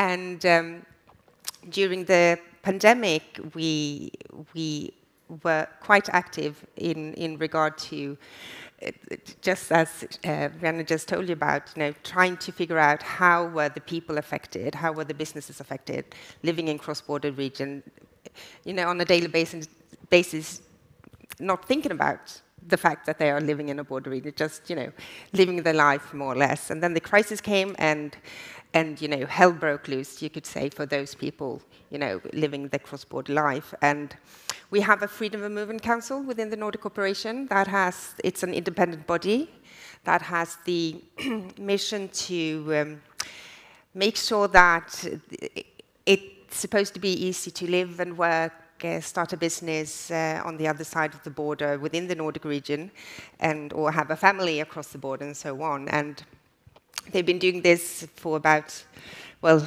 roughly 12 years now. The council has been active, and during the crisis, the council, together with the cross-border information services and the political cross-border committees throughout the Nordic regions, were very active in collecting information from the people on the ground. So we produced roughly around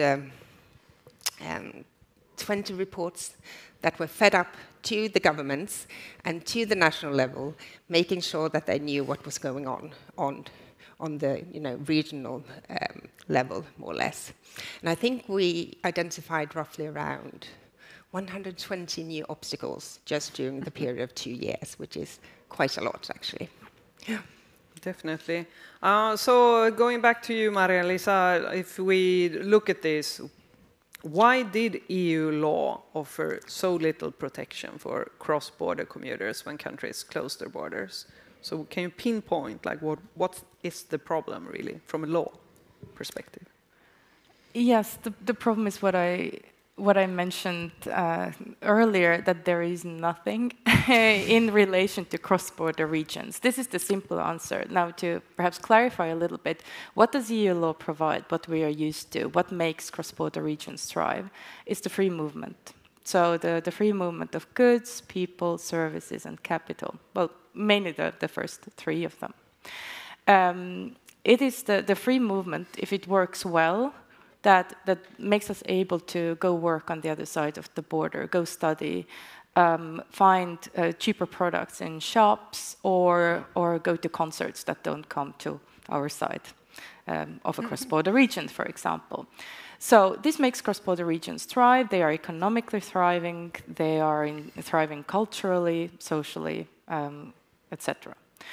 The problem is that there is no recognition of cross-border regions as such in EU law. So EU law does not provide a safety net for when the borders are closed. So when the borders are open, everything works.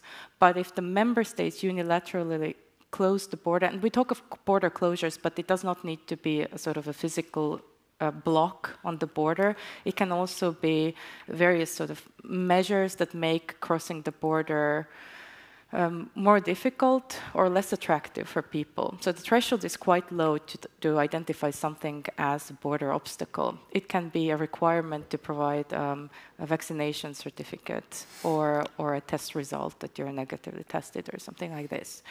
So basically, cross-border regions as such do not have any status. That means it's the member states who look at their entire territory in relation to the entire territory of a neighboring member state and decide whether or not to temporarily reintroduce border controls, which is the official lingo in the Schengen area. And then they can make these measures stricter or less strict, depending on the circumstances. They are less strict right now, although we do have border checks, and they were much more strict during the COVID pandemic. So the problem there is that cross-border regions are very unofficial regions. And that creates problems, the lack of a safety net in crisis situations.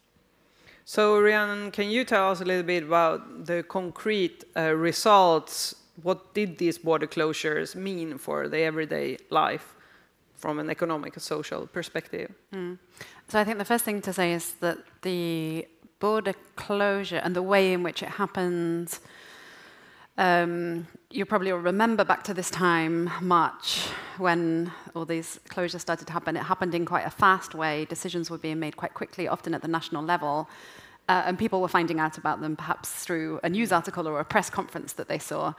And they very quickly had to figure out how to respond to that in their daily life. Like, do I get up tomorrow and go to work across the bridge, or do I stay home? And people were very confused. We know there were stories of people getting kind of stranded because they kind of crossed the bridge and then couldn't get back. So there was a lot of like confusion and chaos, at least in the first part of the pandemic, in that just people didn't really know what to do. And I know that there were organizations like Horizon Direct who were trying to provide information and help people, but it was a very chaotic situation. As the situation became more settled, we're looking more at kind of people commuting, so for economic purposes, but of course, lots of people were affected in lots of different ways.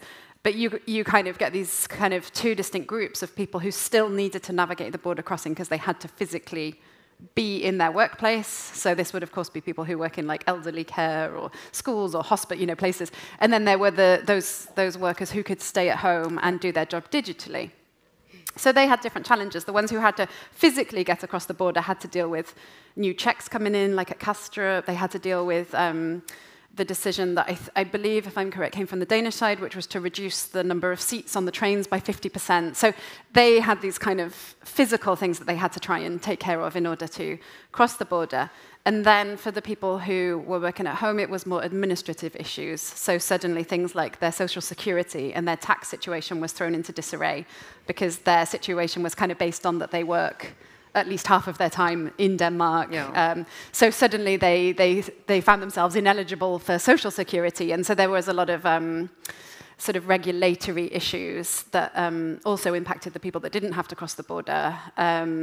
So I would say it's quite diverse. It changed at different times in the pandemic, but it gave us a lot of clues as to if we did have a future crisis situation, these are some of the obstacles that we know that people were facing. And Sandra, can you mention a few like concrete effects from so that you have noticed from the Nordic Council of Ministers when you checked and reported on what was going on? And of course, I recognize everything Shannon told us right now, of course, and all the measurements and there are a lot of other cross-border regions in the Nordics. It's not only here. Exactly, and this study is mainly focused on the Greater Copenhagen area. But throughout the Nordics, we had, of course, definitely, well, besides the cross-border regions, which is the topic of today, we also had like inter-Nordic mobility between, big cities and so on, who was also affected. But the big issue was, of course, with the cross-border regions, and in some cases the border really did close, like in the aspect between Norway and Sweden. It was, for quite some time, Swedish employers couldn't go at all, couldn't cross to Norway at all. So there was this sense of like, okay, my employer needs me to come. I cannot physically come. What does that mean for me as an employee? Like, what rights do I have? Do I have a right to collect my wages when I really not, producing anything? And I mean, these are for the people who couldn't work remotely and digitally from home, of course. So there were a lot of different impacts across the Nordic countries. So not identical between the regions, but a few variations and some other differences, I would say. Thank you. Maria-Lisa, there is an ongoing revision of the Schengen Border Code.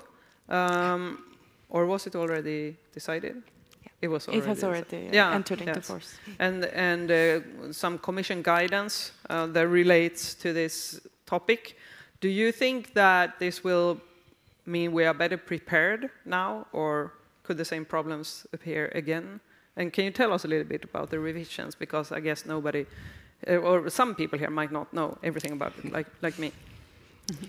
Well, yes, indeed. I think that this Schengen Border Code revision has flown under the radar for many non-specifically Schengen area lawyers. Basically, lessons were learned quite quickly on very many different levels, in regions, in member states, also on the EU level. There was a lot of reporting from the member states and from the regions and from organizations which unite regions in Europe back to the Commission. So Commission was quite well informed of the different obstacles that were being faced.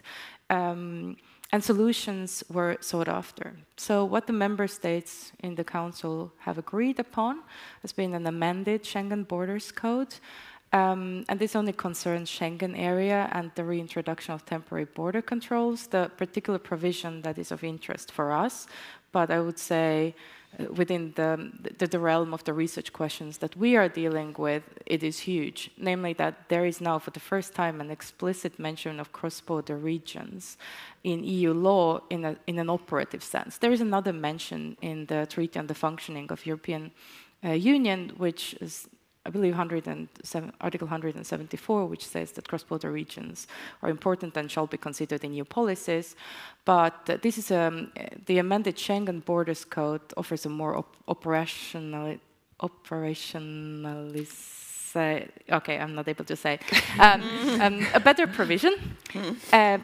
Basically, when member states contemplate on reintroducing border controls, they shall consider the functioning of cross-border regions.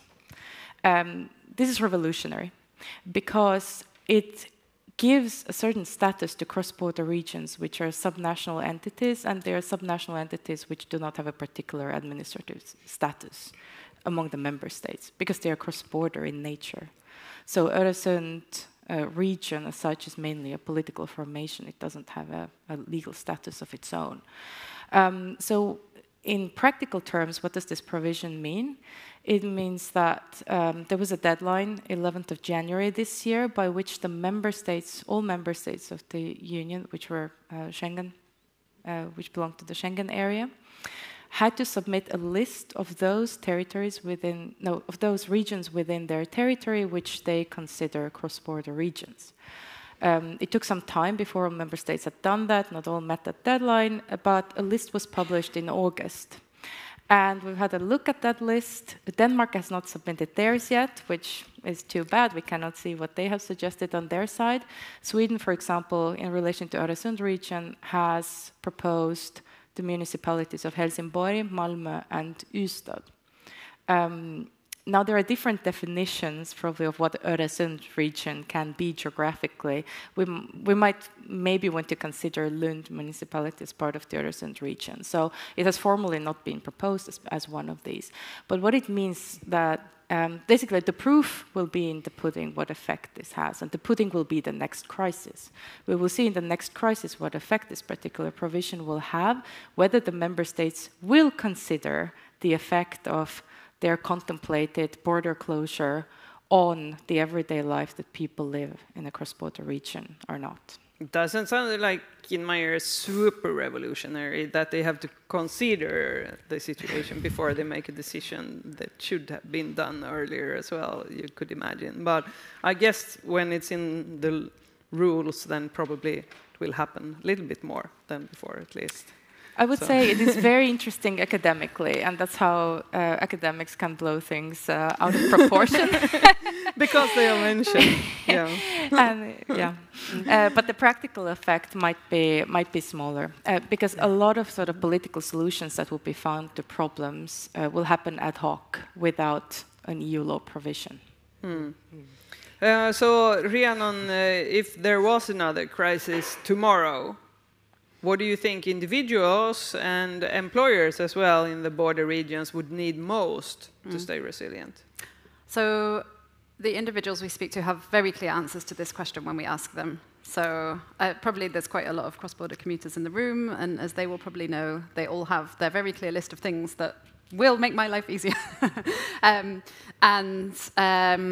Top of the list, which is not specific to cross-border regions, but became more clear because of the limited of public transport, is trains.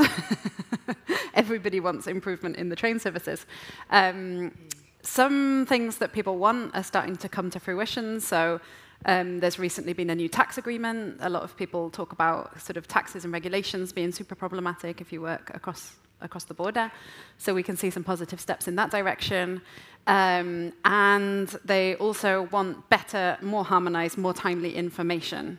And we're hoping that some of these suggestions and some of these kind of higher level changes might help better coordinated and more timely information to be able to be provided to those citizens in cross-border regions if there are better mechanisms for dialogue between the different levels, and decisions made at the national level don't come as such a kind of shock that everybody's kind of scrambling to deal with, but they've been a little bit more discussed, and maybe some of the regional governments have had a bit of time to get some information in order to provide to their citizens so that when the press conference comes,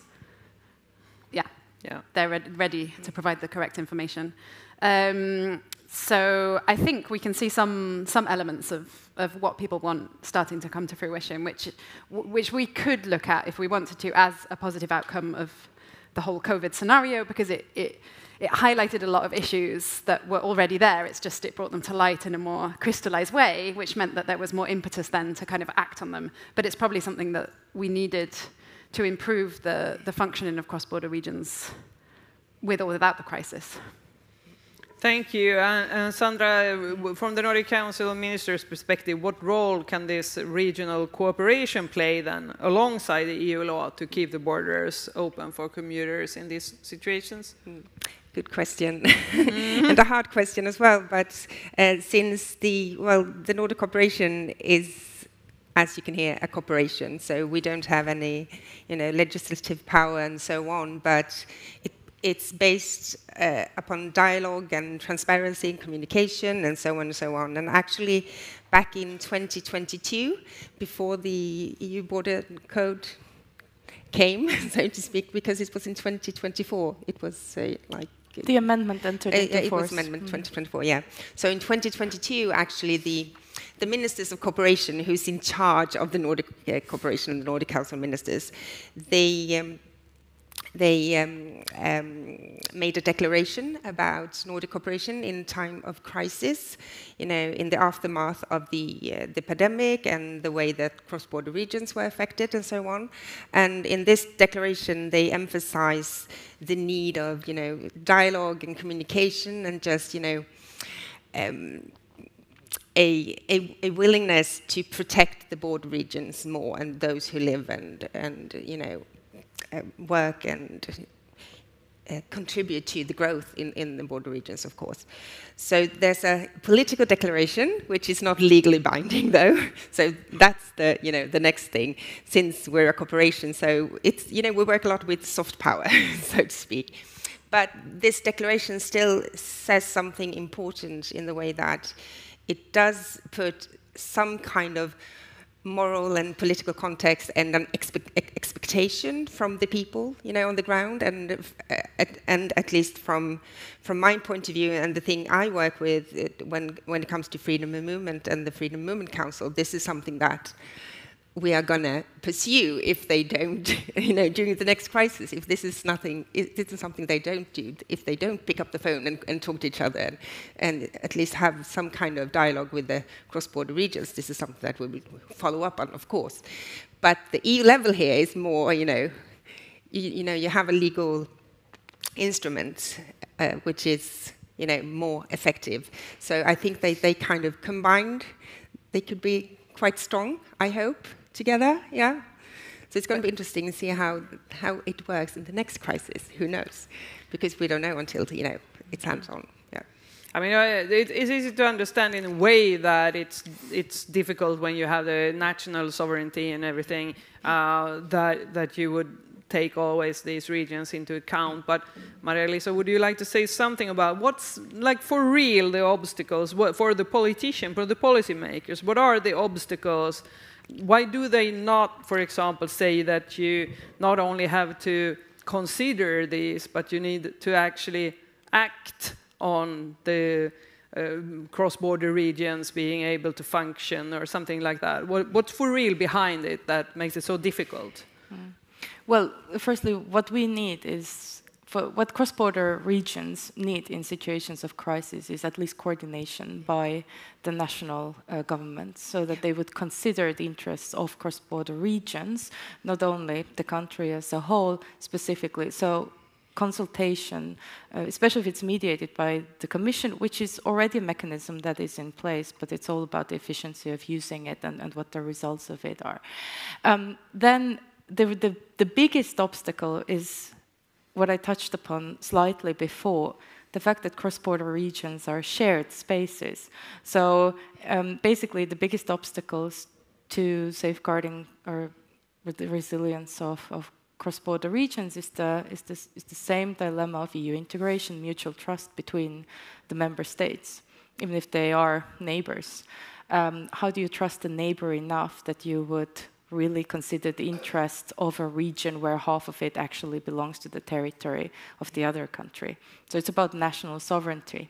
Who governs the entire territory of their own country, and are you willing to take into account the interests of your neighboring country to the extent of maybe not introducing border controls if there is a pandemic? Yeah, that's quite concrete, actually, and I guess it's something to think about. What about questions from the audience? Do we have such? Yes, there are a few. Actually, the first one that came in is quite broad, and you have been touching upon this the last bit. But how do you think we could improve if we get a similar crisis in the future, which you have dealt with? Maybe I could add one more question to the mix as well. How big of an impact does the cross-border region interface have? I am thinking of healthcare in particular.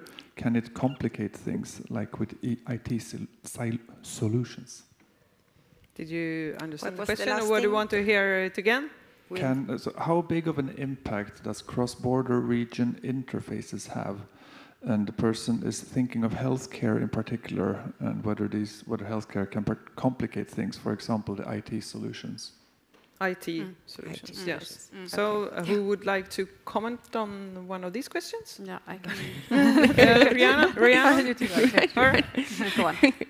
Sandra? What was the question? Okay, crisis and healthcare, cross-border and IT solutions. Yeah, okay. Well, I think just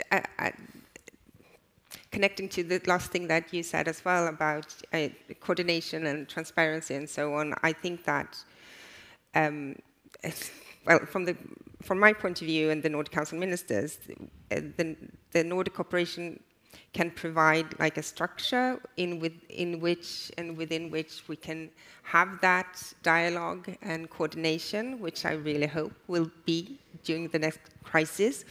But in terms of specific challenges, like the question here mentioned, is that I think a lot of things has to be like solved actually maybe in a bilateral level, like because the challenges are very, very different depending on what kind of region you are in and what kind of workers cross the borders, like for instance healthcare workers, or if they are critical to society and so on, will there be any perhaps exemptions for those and so on. So I think the solutions has to be more regional and bilateral, because I don't think we will ever come to like a fully Nordic solutions when in times of crisis. So I think you have to have the that point of view when dealing with these issues. I don't know if I answered the question at hand, but that's just my take on it. Yeah. So if it's the fact that you asked this question and then you think you didn't get the correct answer, or they answered wrong thing, then just send it again, or explain, or raise your hand. It's also a possibility. Actually, it's not a big place. So do we have another question? Yes, we have. Well, funnily enough, what you've been warning about the last 2 days has happened. There's someone from the other room who've sent in a question. So there's one about extremism and polarization in the UK and the EU, but I might spare you that question. Rihanna, you want to take it? But there is another one, which is aimed for this room. During the COVID-19, the Nordic network emphasized free movement in crisis, but how open are these channels to other types of immigrants, and what does that mean for Europe's broader approach to migration? That's a difficult question as well. Interesting question, yeah. Is that question referring to the migration crisis, perhaps, in 2015? Because that's when the borders closed for the first time, and not during the COVID crisis. You have to correct me if I'm wrong. That was actually the first time the Swedish government, adapted the border controls in the Öresund region, which has been temporary for the last decade. Actually, I think it's been 10 years now, and so they're renewing it every 6 months, I think, and so on. And that's a really difficult question to answer, the relation to migration policy and so on. But I think from a Nordic point of view, oh God, how should I answer this? Well, from a Nordic perspective, at least the Freedom of Movement Council perspective, because they have another hat. They are supposed to be critical of the Nordic governments and so on, and the border controls, depending on whatever crisis it is, of course, sometimes you have to have them, but still the issue at hand is that they should be as they should affect the, the cross-border life to a minimum, more or less. So that's the main issue for the Freedom Movement Council.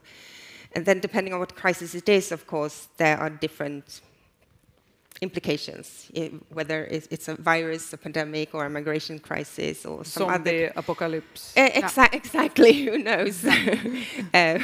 Hope not. So, yeah. I don't know if I answered the question fully. Please follow up with a follow-up question if you feel like that. I can perhaps give a little comment on that as well, that if we speak about the resilience of cross-border regions ahead of future crises, then it's an open-ended list of potential crises. Of course, COVID makes us think a lot about the preparedness of healthcare systems, also in a cross-border context. Migration crisis has led us to think about how to manage migration flows, etc. But there can be a next number of different types of crises that can happen that I think we don't want to maybe imagine. So any legal solutions will, of course, have to target the specific situations that we have experienced, that we have learned from, but also be general enough to be able to accommodate the variety of potential crises that can come. And the key there is, I believe, still a coordination between the member states and with the European Union. So it's about the will to talk to the neighbors, to talk to the European Union, and to find common solutions, rather than go for the quick domestic political point.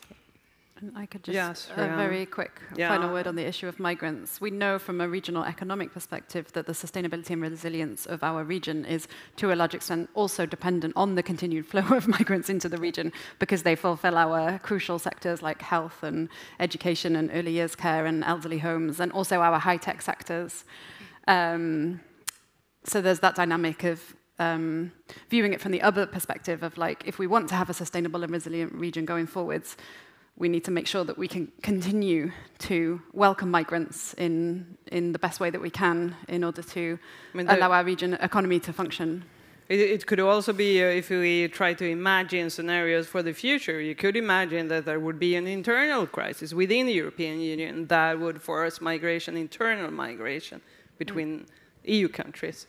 And that could also trigger some of these countries to impose some kind of border control. I can imagine, like if there was a huge climate catastrophe or something like that. Who knows what would happen? But anyway, do we have another? No. Okay. So I will move on, and I will ask you, like, if you would say one concrete safeguard, legal, political, or practical, that you believe would make the biggest difference for border regions in the next crisis. What would you say? I know it's a difficult question, and I hate these types of questions myself, but I want to ask it anyway. Yes, Sandra. Well, I would say that people, as you say, coordination, but also the lack of information was a big issue during the pandemic. It was, and both the lack of information and perhaps you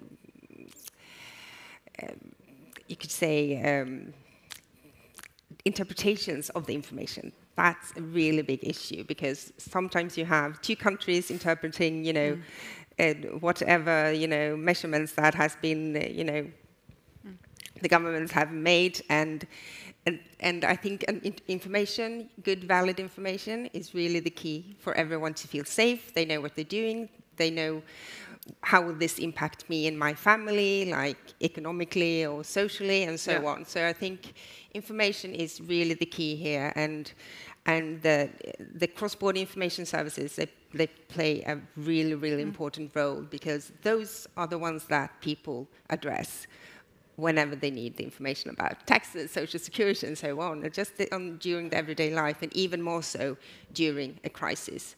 So, and of course, politicians listening to the border regions, of course. That's, yes, and Maria-Lisa? I will directly follow up on the last point. I was going to say I take it one level up from your main point, and I would say sustained and interstate collaboration between, in the context of the Öresund region, between the Danish and the Swedish governments. with the best interest of the Öresund region in mind, considering the everyday lives of people, but also the economic, social, etc. context of the region and the benefits of it for both countries. Rihanna? I'm going to give a very academic answer, but it's also a cheating answer, and I'm going to say addressing institutional misalignment. And within institutions, we can talk about formal institutions like laws, regulations, policies, tax schemes, social security schemes, IT systems, but we can also talk about informal institutions, so cultures, practices, everyday behaviors. And we know that these institutions, they vary at the national level and they vary at the regional level.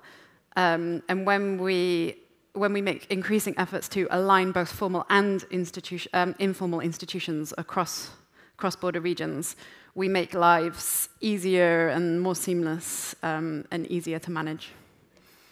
Sounds great to me. Well, now we go to the last question, and it's for each one of you to summarize a little bit, like what have we learned from the pandemic, and what has improved, like concretely, since then, so that we will feel at least a little bit ensured that we won't end up with exactly the same problem next time we have a pandemic or something else. So who wants to start? I can say. I would say my one big answer would be awareness of cross-border regions, that they are actually a thing, and that they should be recognized as that thing, and therefore that measures should be adopted to allow them to exist as that good thing that they are. Of course, cross-border regions come with, Rhiannon and I have been talking before, the good and the bad and the ugly, because any cross-border movement has different facets to it, but the positives probably outweigh the negatives, and it's something to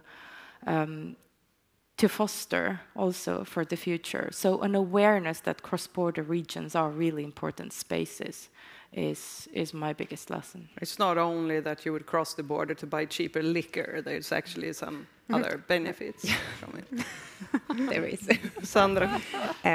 Definitely awareness, I agree, definitely. There is a big awareness, at least both on a European level, obviously, but also on a Nordic level.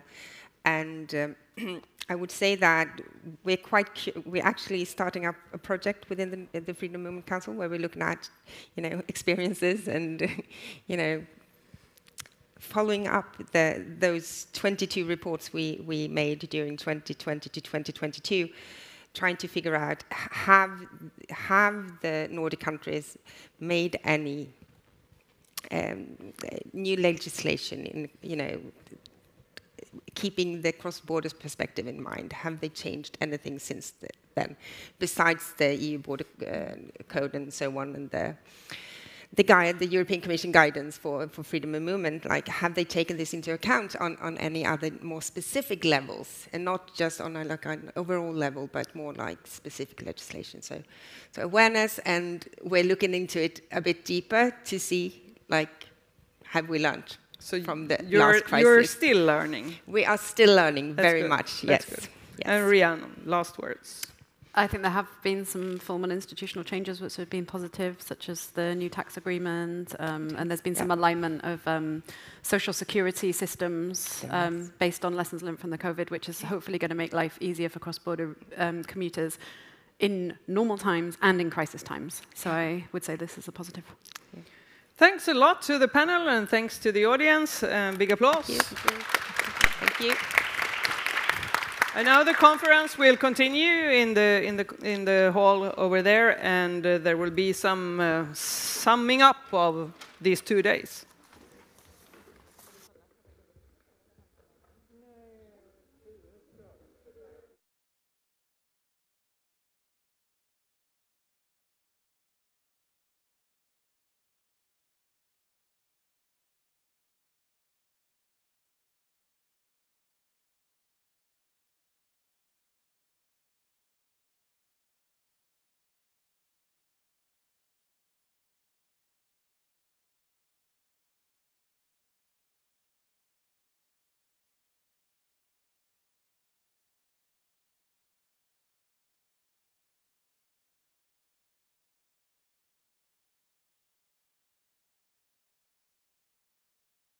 Migration rule is a great threat to European values, to send people and see if they have asylum with fast-track procedures just based on countries, not looking at individual situations. That's definitely a threat. Yeah, I have nothing to add. I think, of course, how we handle migration is one of the big blemishes on this whole project, right? So that's obvious, for me at least. But I think how migration has changed or shaped the European values, I think that they are an integral part of what European values are, right? You're talking about moving with the buses around Europe or interrailing, like so many of us have done, right? That is a part of migration, if you will, as well, even if it's inside of Europe. It's that mixture of cultures and languages that is who we are, right? So we cannot let the far right, or whatever you want to call them, call the shots on that, because they are threatening who I want to be, and I think who you guys want to be, so that's not an option, I don't think. And just concretely that the free movement within Schengen is no longer reality. Several countries put in border checks to stop migration, but also that will stop free trade across borders and free movement of individuals. So that's a direct impact. Maybe to finish on a more positive tone, we have also a last question to you. In one word, what is the EU's greatest strength today? This you should have prepared. Maybe not Joachim got that question, but Henrik and Laura. Unity. Sorry, unity. Yeah, I mean, 27 member countries with very different opinions were able to handle several crises during this last decade, the financial euro crisis, the corona pandemic crisis, and the Russian invasion without any armies. When they were, I mean, they were really extraordinary. I don't think anyone would have guessed it in beforehand how EU could handle the corona crisis when they have no decision rules. They can't do anything in those matters for real. It's strictly national competence on that. Excellent. Laura? I'm going to go with Erasmus again, or possibly BlaBlaCar, which is an incredible app. It doesn't have anything to do with the EU, but it's just cross-border in Europe, ride-sharing. So you go to like Luxembourg from Paris with an old retired French couple, and you speak broken English with them for 6 hours. Okay. Now we know what to do next summer. Doesn't exist in Sweden, sadly, yet. Joachim? Well, I'll go with chaos. I think that no one handles chaos the way we do, right?